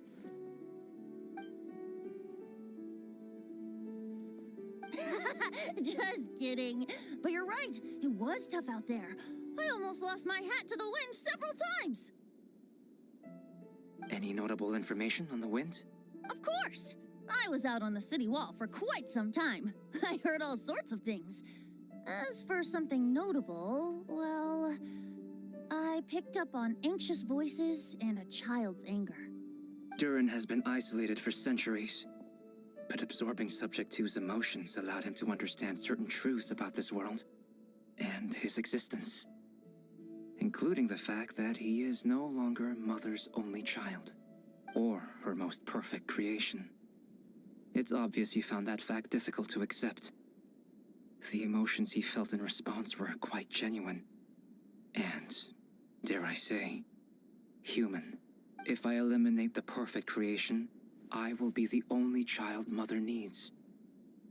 This mindset arose out of Durin's instincts to compete and survive, and came to dominate all those around him.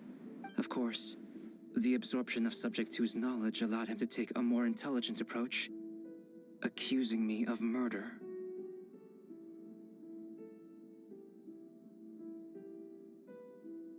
In the end, however, Durin still lacks sufficient social intelligence. The fact that his army even got this far is a miracle. Oh, no wonder Venti sensed a child's anger through the wind. That same feeling. It's close!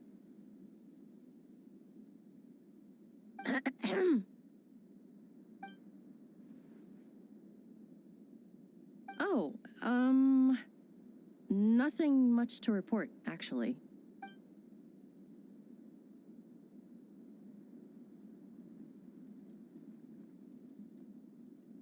Good. No problems.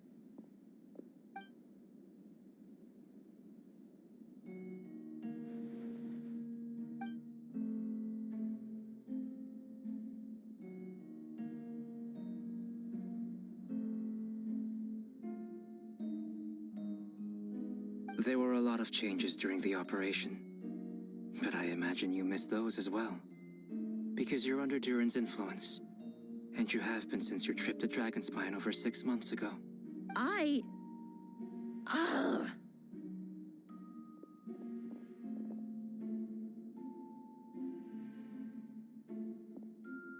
Don't move.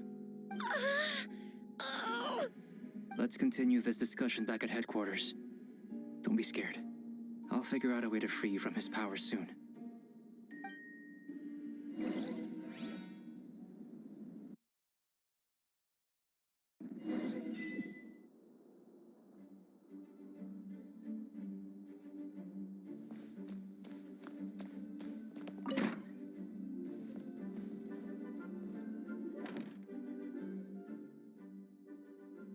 I can, as long as the rest of the operation goes well.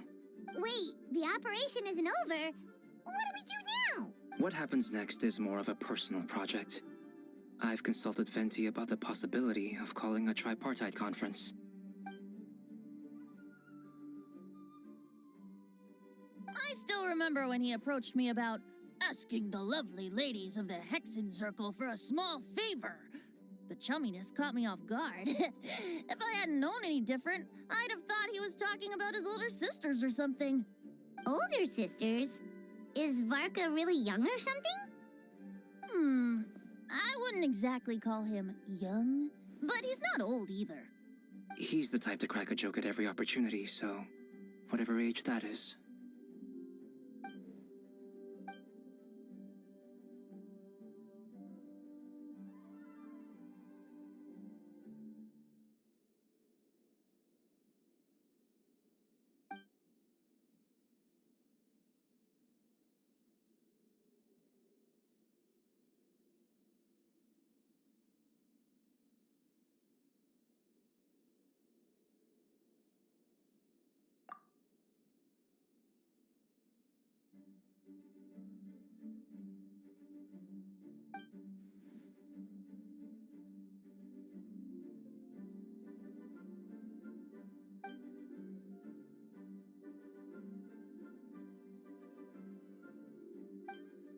Yes, and now I have a request of my own. So I need the conference to convene once again. Venti, if you would. Of course! Traveler, pass me the Dodo communication device. Huh? You're gonna use that thing to call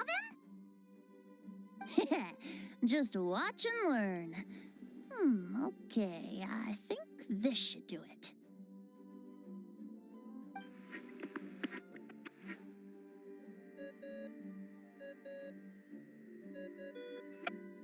What's that ringing? Is it the wind or something? Hold on, that's not the right voice. Wait. Barbados?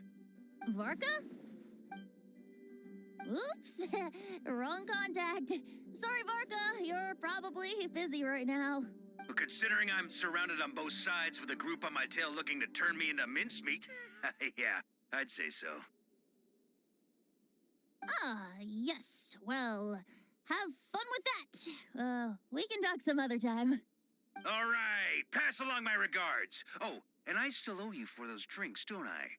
Just take it from my stash. I keep it in...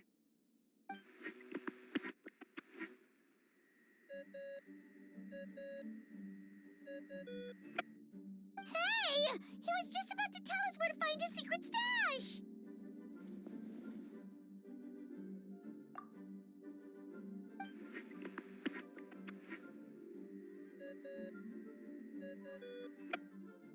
Hello? Who is this? Greetings, Miss Alice. It's Venti. Venti? Nope, it doesn't ring a bell. You're really gonna tease me like this? Ugh, fine. It's Barbados. Apologies, just a bit of fun. What can I do for you, dear Barbados? You still remember the tripartite conference, right?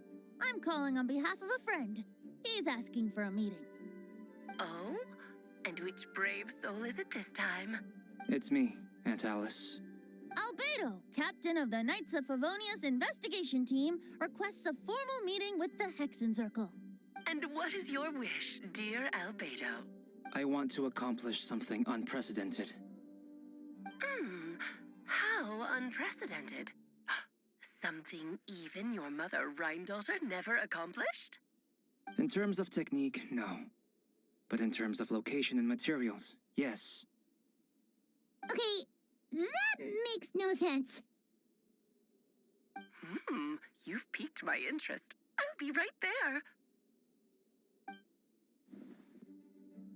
Hello again, everyone. Hello, Aunt Alice. I see you've turned yourself into a giant Dodoko. Darling, isn't it?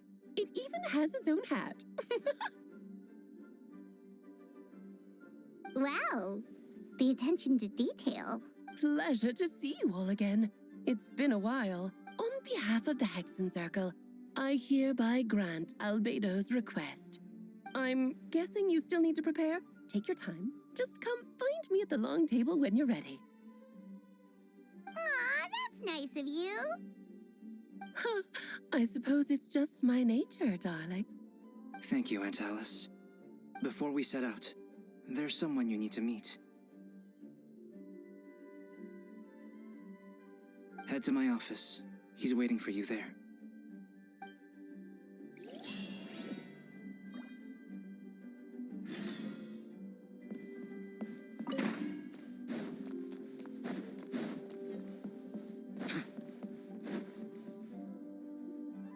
Hey, have you ever wondered why Albedo always keeps his office closed? Paimon bets there's a secret snack stash hidden around here somewhere.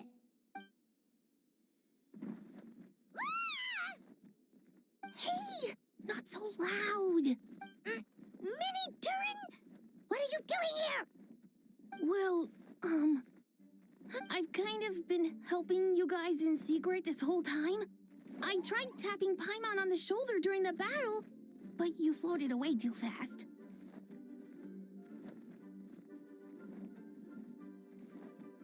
Yeah, I've been in Mondstadt for a few days now, but I've kept myself out of sight. I thought people might be scared of me. Oh, don't worry. We aren't scared of you. Thanks. So, what brings you here? Oh, is it Windbloom? There are a ton of fun games this time of year. I did sneak off to the festival for a bit. Even though I couldn't play the games because of all the people, I still had a lot of fun. But that's not why I'm here. Albedo and I made a promise to accomplish something great together. What do you mean? I'm gonna replace the Durin on Dragonspine. I'm gonna be the one who is revived and brought into this world.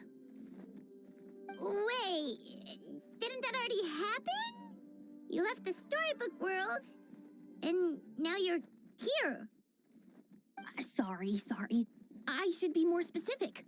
Albedo said he can use alchemy to turn me into a human. What? Yeah, he's been working on it for a long time. And that's what you want, Mini Durin? To become human? I don't know if want is the right word. I don't even know if there's a right answer in a situation like this.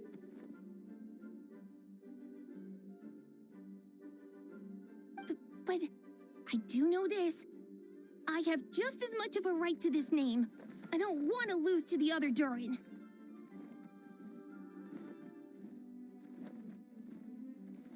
I know. Albedo talked to me about that. He said the Durin on Dragonspine is a lot more aggressive and primitive. Almost like a beast. But Mom created me in a storybook.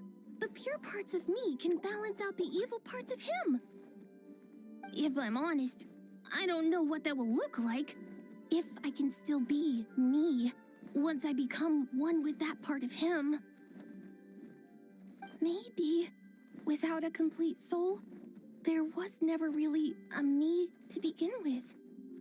Albedo said these kinds of questions are normal. We're all just trying to figure out who we are.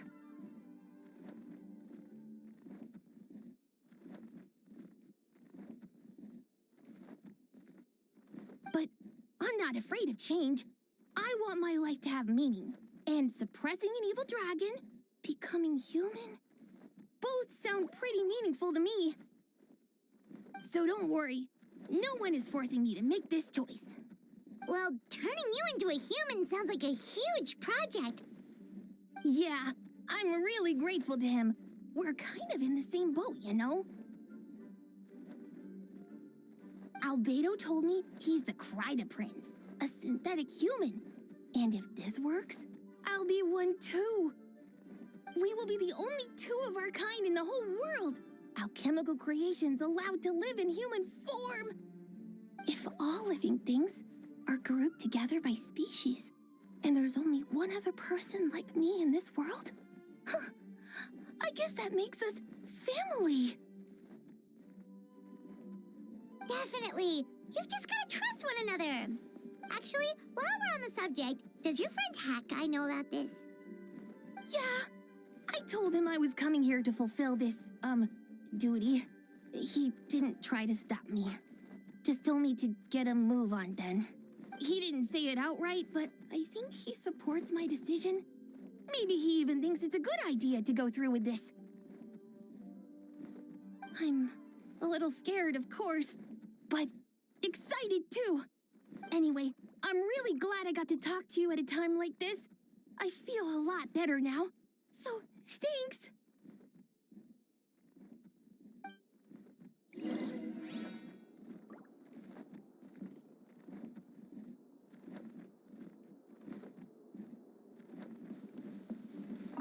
I'm feeling a little nervous, but also kind of excited. But don't worry, I can cope. I gotta do my best to stay in a good frame of mind so that Albedo's plan can succeed.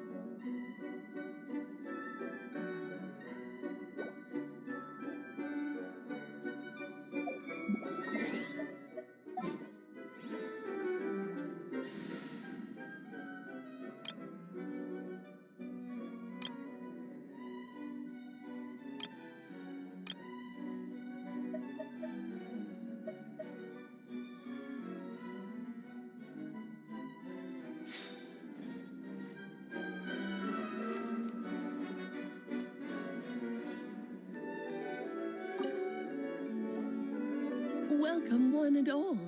Please sit wherever you like. So, no unspoken rules to be aware of? I don't want to unwittingly park myself down on some important lady's chair. I highly doubt anyone's going to mind where you sit, Lord Barbados. But thank you for being so considerate. Jean didn't fancy tagging along? A lot happened in the city today. If she left, there really would be no one around to lead the Knights of Favonius. All right, never mind. I was just hoping to treat her to some tea. So, tell me, Albedo, what is this outrageous and audacious plan of yours that I've been hearing murmurings about? I'll get right to the point.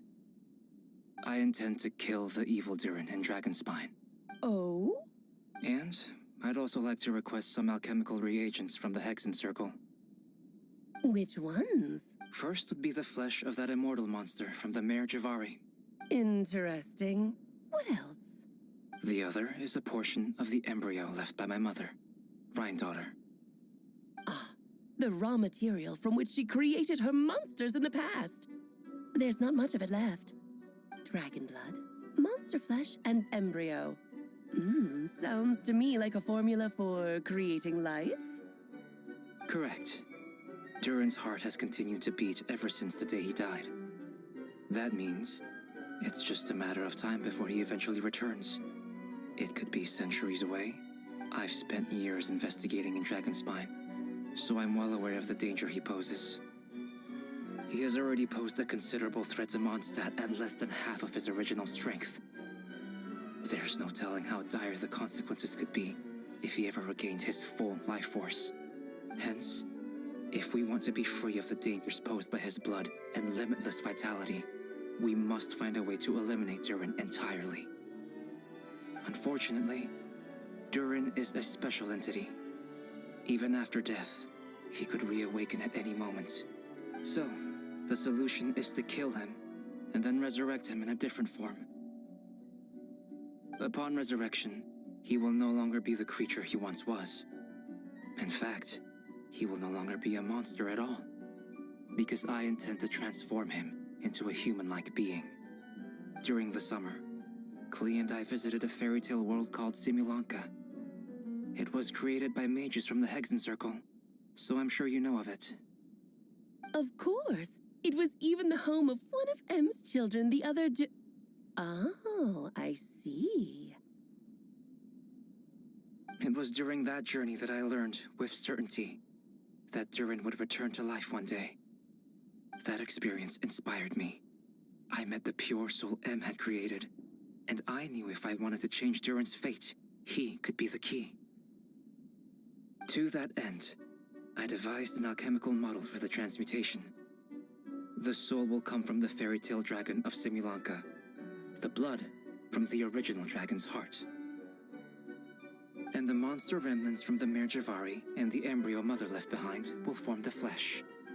The corrosive nature of the dragon venom and the heightened vitality of the monster remnants will offset each other, keeping the constructed body in perfect balance. A powerful side effect can be triggered when festering forces and life energy collide. In an alchemical setting, the results are sure to be nothing short of astounding. The glint in your eye when you talk about these ideas. You really are your mother's child. Do you see that as a bad thing, Aunt Alice? Of course not. To me, you're both extraordinary individuals. I find you fascinating.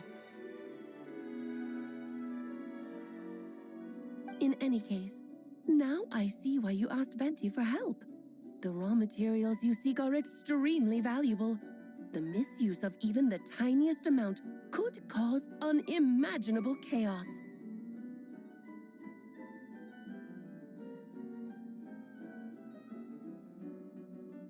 That said, we're happy to give you what you need. But there is one condition. You need to prove you can wield them. And so, you must pass the Hexen Circle's trial. I understand. I figured something like this might happen. That's why I asked the Traveler to come along. Oh, you need convincing. I thought you'd want to keep an eye on me. Who knows what sort of outlandish things I might attempt without someone to keep me in check. So you know our tricks, huh? Aunt Alice has always loved the spectacle. Any chance to witness friends come together to support one another. Well, success means little if you have no one to celebrate it with, no? Although, I'm afraid dear Paimon will have to sit this one out. What? Why? The Hexencircle trials are no walk in the park, my dear. Besides, I already decided on the structure. There's only room for 2 participants, I'm afraid. No more, no less. You understand, don't you, Paimon? Oh, don't be too angry with your dear aunt. Okay. You can turn off the charm. Paimon will stay behind. Thank you for being so understanding. Then, whenever you two are ready, interact with the chessboard on the table. Then let me make a formal request. Will you go through this trial with me? Are you ready, traveler? Then, my dear children, get ready for a taste of the Dodo King's magic.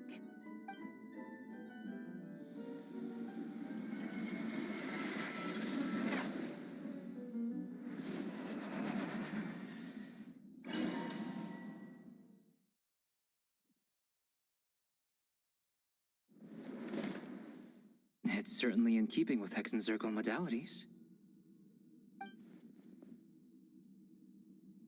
Whoa, you're so tiny now. Take extra care of yourselves, okay? What is it?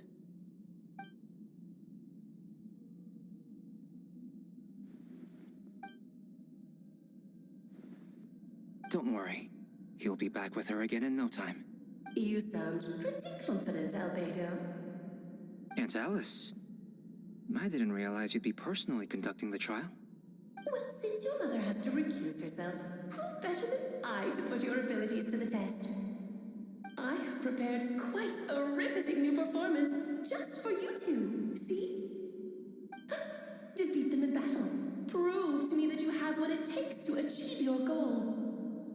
Swashbuckle your way to victory like gallant fairy tale heroes.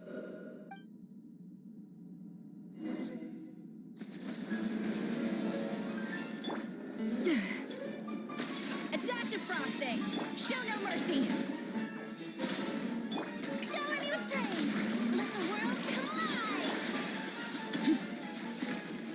Take witness my great undertaking.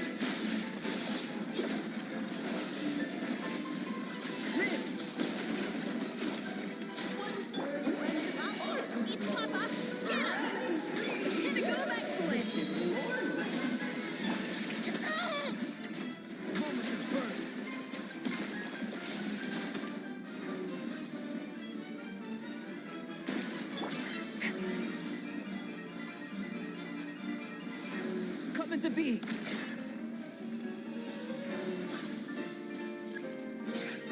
Feel this ancient power. Burst forth. This is more. The show begins.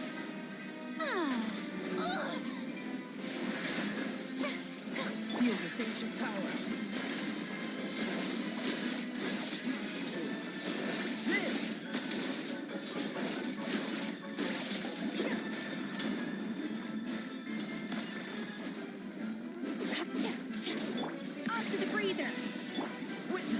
Undertaking.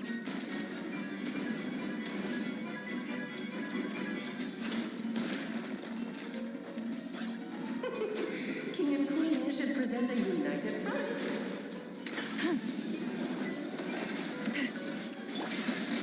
Moment of birth. That's my name. Burst forth.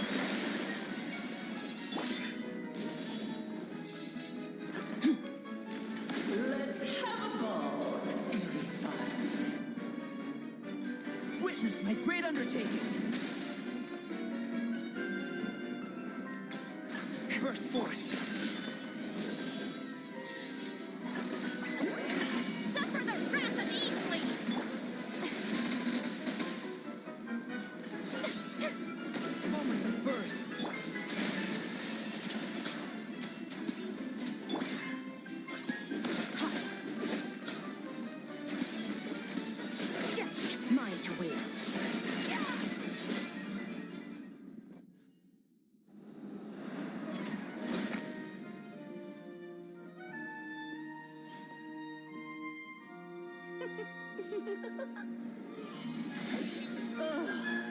to be this form? A toy really doesn't suit me. Well done, but this isn't over. I will now preside over the second trial. Stare straight ahead, and you will see things as they appear. But change your perspective, and you will see them as they are.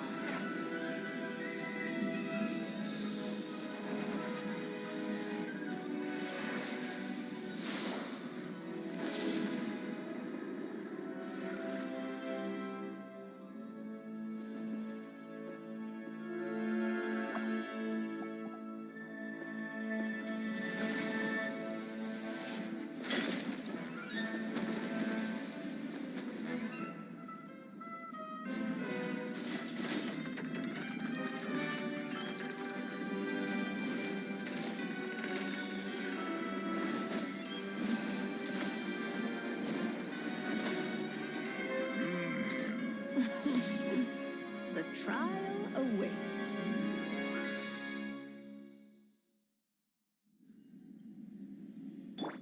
Off to the freezer! Only by turning the world on its head can we see its true colors. So, it begs the question, what do you see on the other side of this chessboard? Pawns earned true freedom, legs with which to run. So, in the spirit of Rheindotter, I prepare a little surprise for you. No need to thank me, of course. Just a small gesture. This calls for some pomp and your eyes. Where were we? Witness my great undertaking.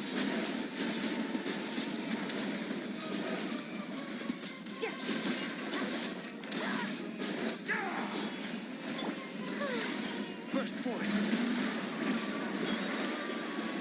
Brilliant! Witness my great undertaking. Just don't get stuck in the barrel. Merciless. Paradise!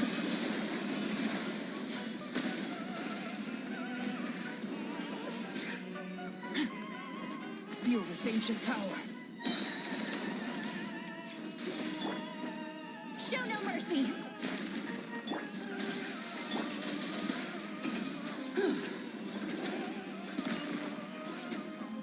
Let us dance, my dearest! Try moments of work this time.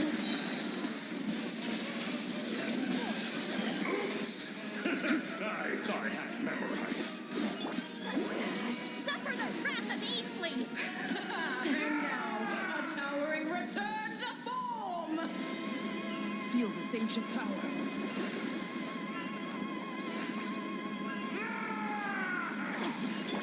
Annihilate. Mine to wield. The tidal core sings for you! May I present? Witness my great undertaking.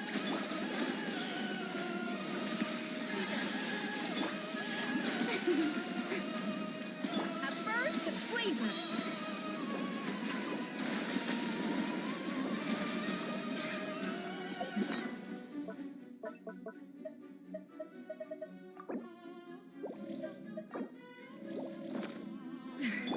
Moments of birth.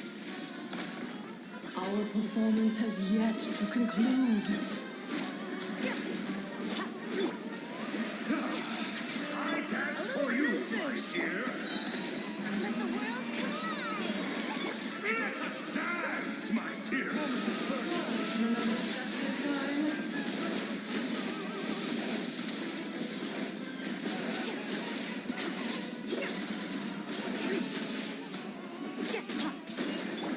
Keep lolling! Eat Papa! Get him!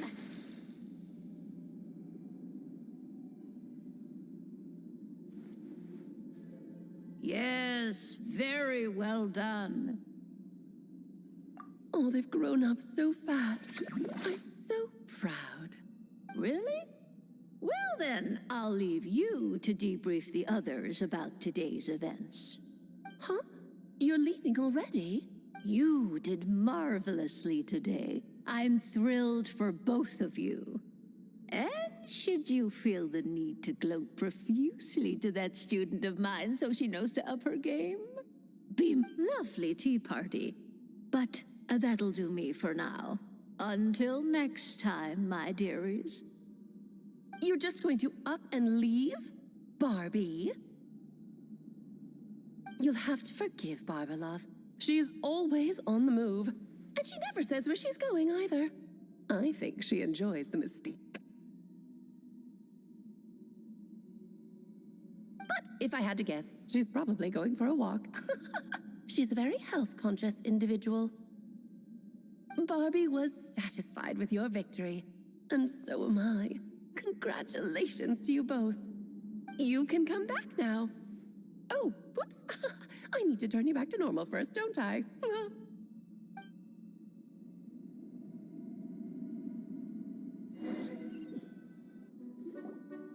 You're finally back! Great job! You made it all look so easy! Nice to have you back safe and sound. Now time to relax and switch off. Thank you. Once you've rested up, let me know when you're free, and we'll head to Dragonspine. To deal with the Dragon of Dragonspine, right? Indeed. The sooner we deal with Durin, the better.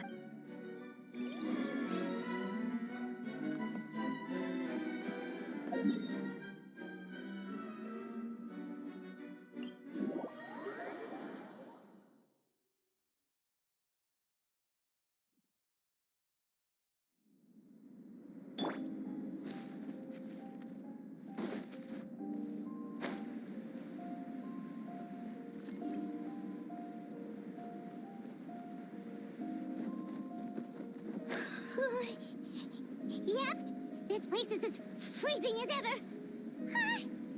Paimon's hands are turning to ice. Want to climb into my hood? You sure? Is it warm in there? It should take the edge off, and it might improve your mood. But I recommend finding a heat source for a more potent effect.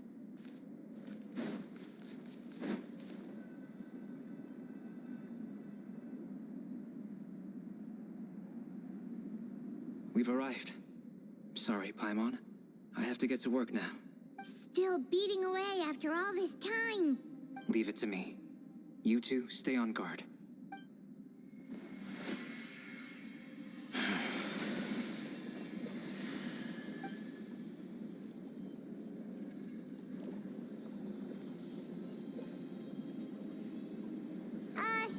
May Paimon ask a question? You may? Who is Durin to you? Do you think of him as one of your kind? And is he a dragon, person, animal, or monster? From an alchemical perspective, we're both artificial creations. But biologically speaking, we have no relation whatsoever. Sounds like you prefer humans to dragons, then. It's not so much a matter of preference. Rather, as things stand, I would say I belong to the class of human, albeit a unique category thereof. But then again, most forms of life in this world possess some unique traits. I am perhaps the most unique among humans, in that I'm the only one of my kind. But soon, there will be another just like me, assuming this alchemical project proves successful. I believe Mini Durin already told you of his intent to replace the Durin of Dragonspine.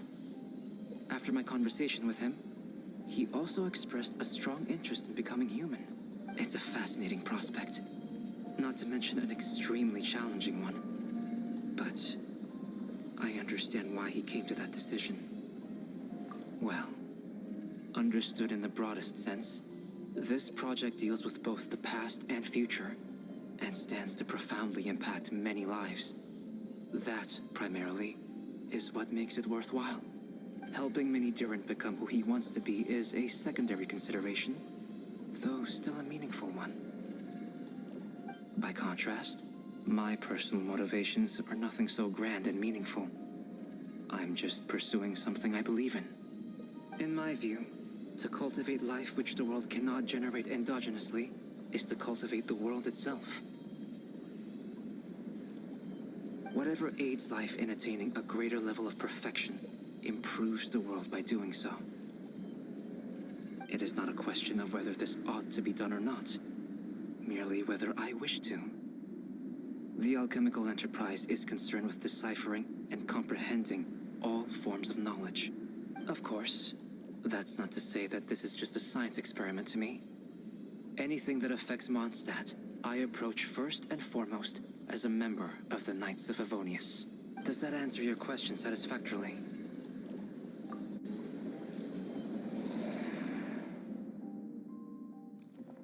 Finished. Looks like a golden energy has encased the dragon's heart. The whole heart would be too big. I don't need that much. Instead, I've just removed the core. The rest will soon lose its vitality completely. This time, Durin's body should finally die for good. Wait, but in that case, what's gonna happen to the fake Hertha? And what about the people who fell under Durin's influence? The Knights will keep an eye on them. But as far as I'm concerned, eliminating Durin's influence on the citizenry and creating a new Durin through alchemy are one and the same thing. Armed with this heart, I'll be able to complete the alchemical array and deal with all these issues in one go.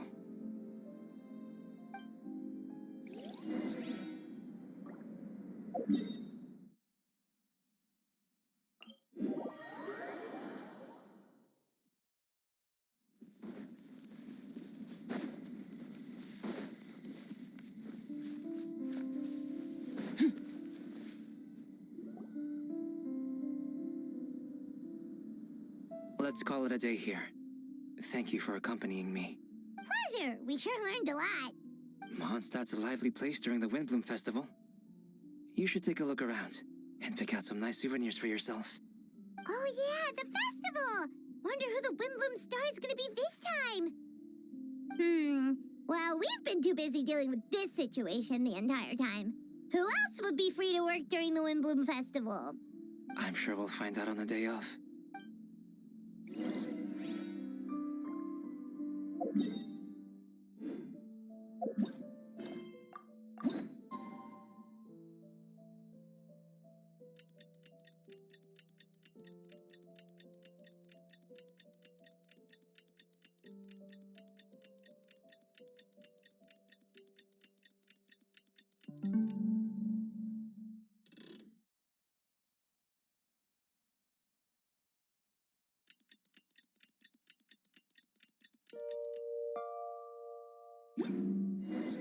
The Windbloom Festival.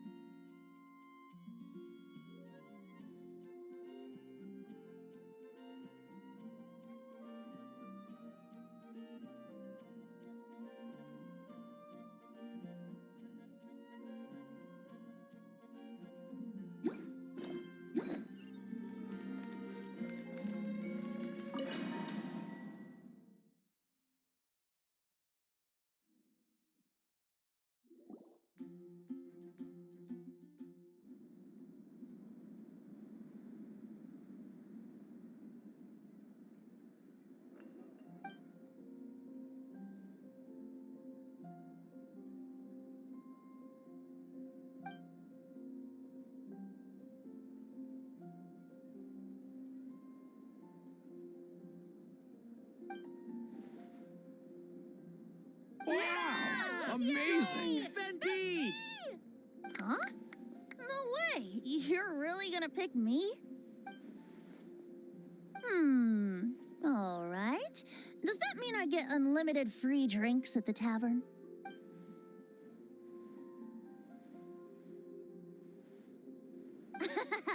In that case, instead of a speech, how about a song?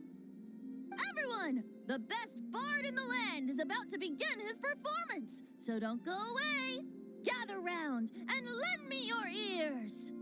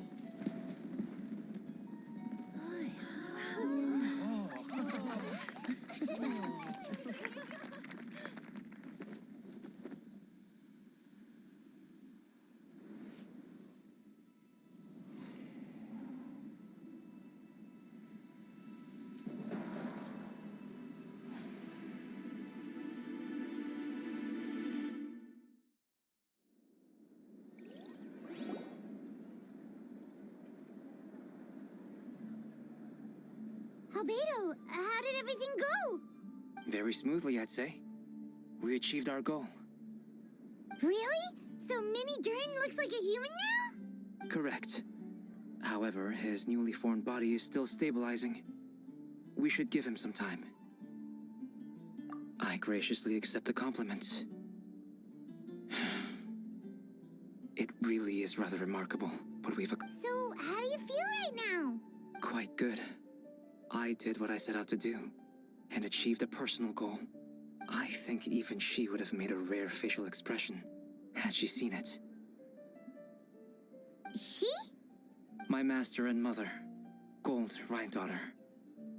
A long time ago, she sent me to Mondstadt with the instruction to complete a task of monumental importance. To find the truth of the world. I had a theory about what she meant, and in time, I was able to corroborate it. Sure enough, finding the truth of the world basically stood for getting a life. That might be easy for most people, but for someone like me, it meant doing a lot of learning about a lot of things. I had to find out about myself and the world around me, get to know me, and get to know other people. Life is the space that exists between me and the world. To become truly human, I had to inhabit that space. So, for an artificial human, finding a life is, in some sense, equivalent to finding the truth of the world. So that's what she meant, huh? Well, no wonder those monsters wanted to infiltrate the city and replace you. They wanted your life for themselves. Being alive is just existing, but having a life is what makes you truly human. I think that's the message she wanted to get across to me. Still, I found this whole series of events has given me new inspiration. Becoming human is only the beginning.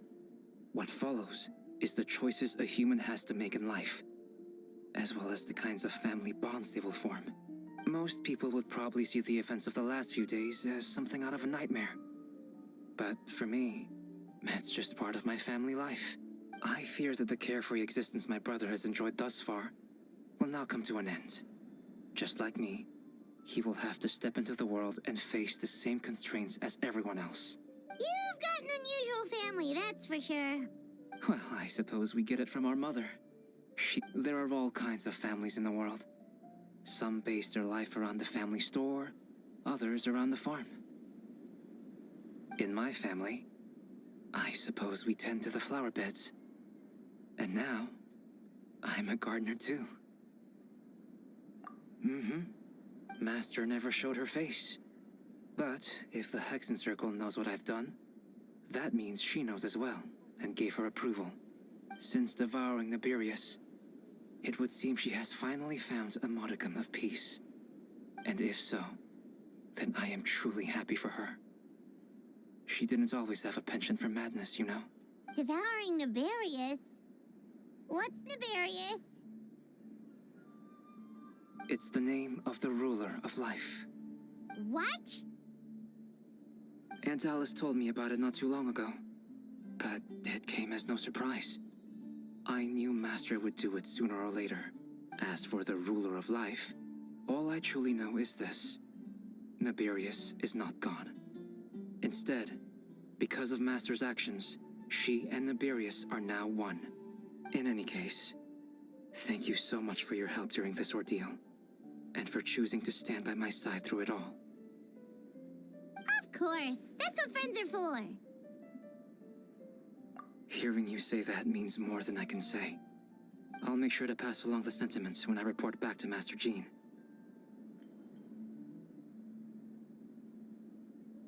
Oh, so you're heading back to headquarters? Well, good luck with the report! Thank you. I'll get going.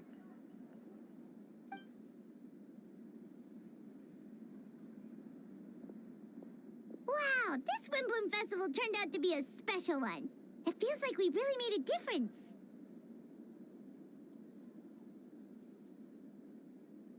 Oh, I almost forgot. If the Windbloom star has already been chosen, what is this year's Windbloom gonna be? Wanna take a guess? Venti, you're back.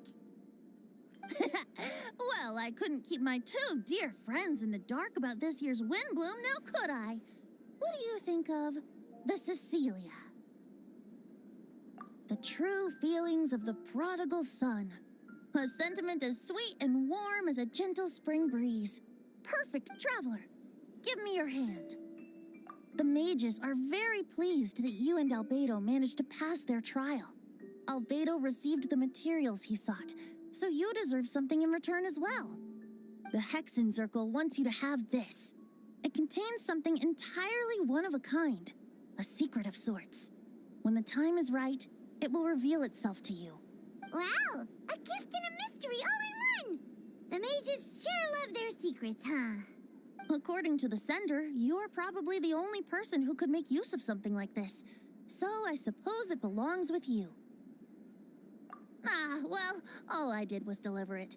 Although I did go to great lengths during this whole ordeal. I suppose a reward for my efforts wouldn't be out of the question. You've helped a lot, Venti.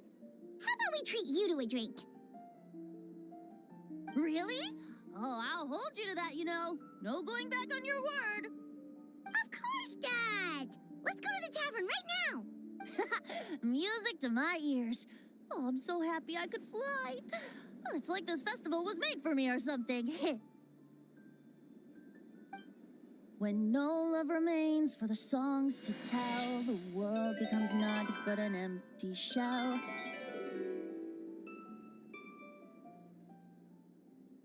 Cruel is said fate, cruel it may be, were it not for a hero who could set us all free. Through shadows so cold, he saw wisdom untold, chasing a fragrance the wind only knows.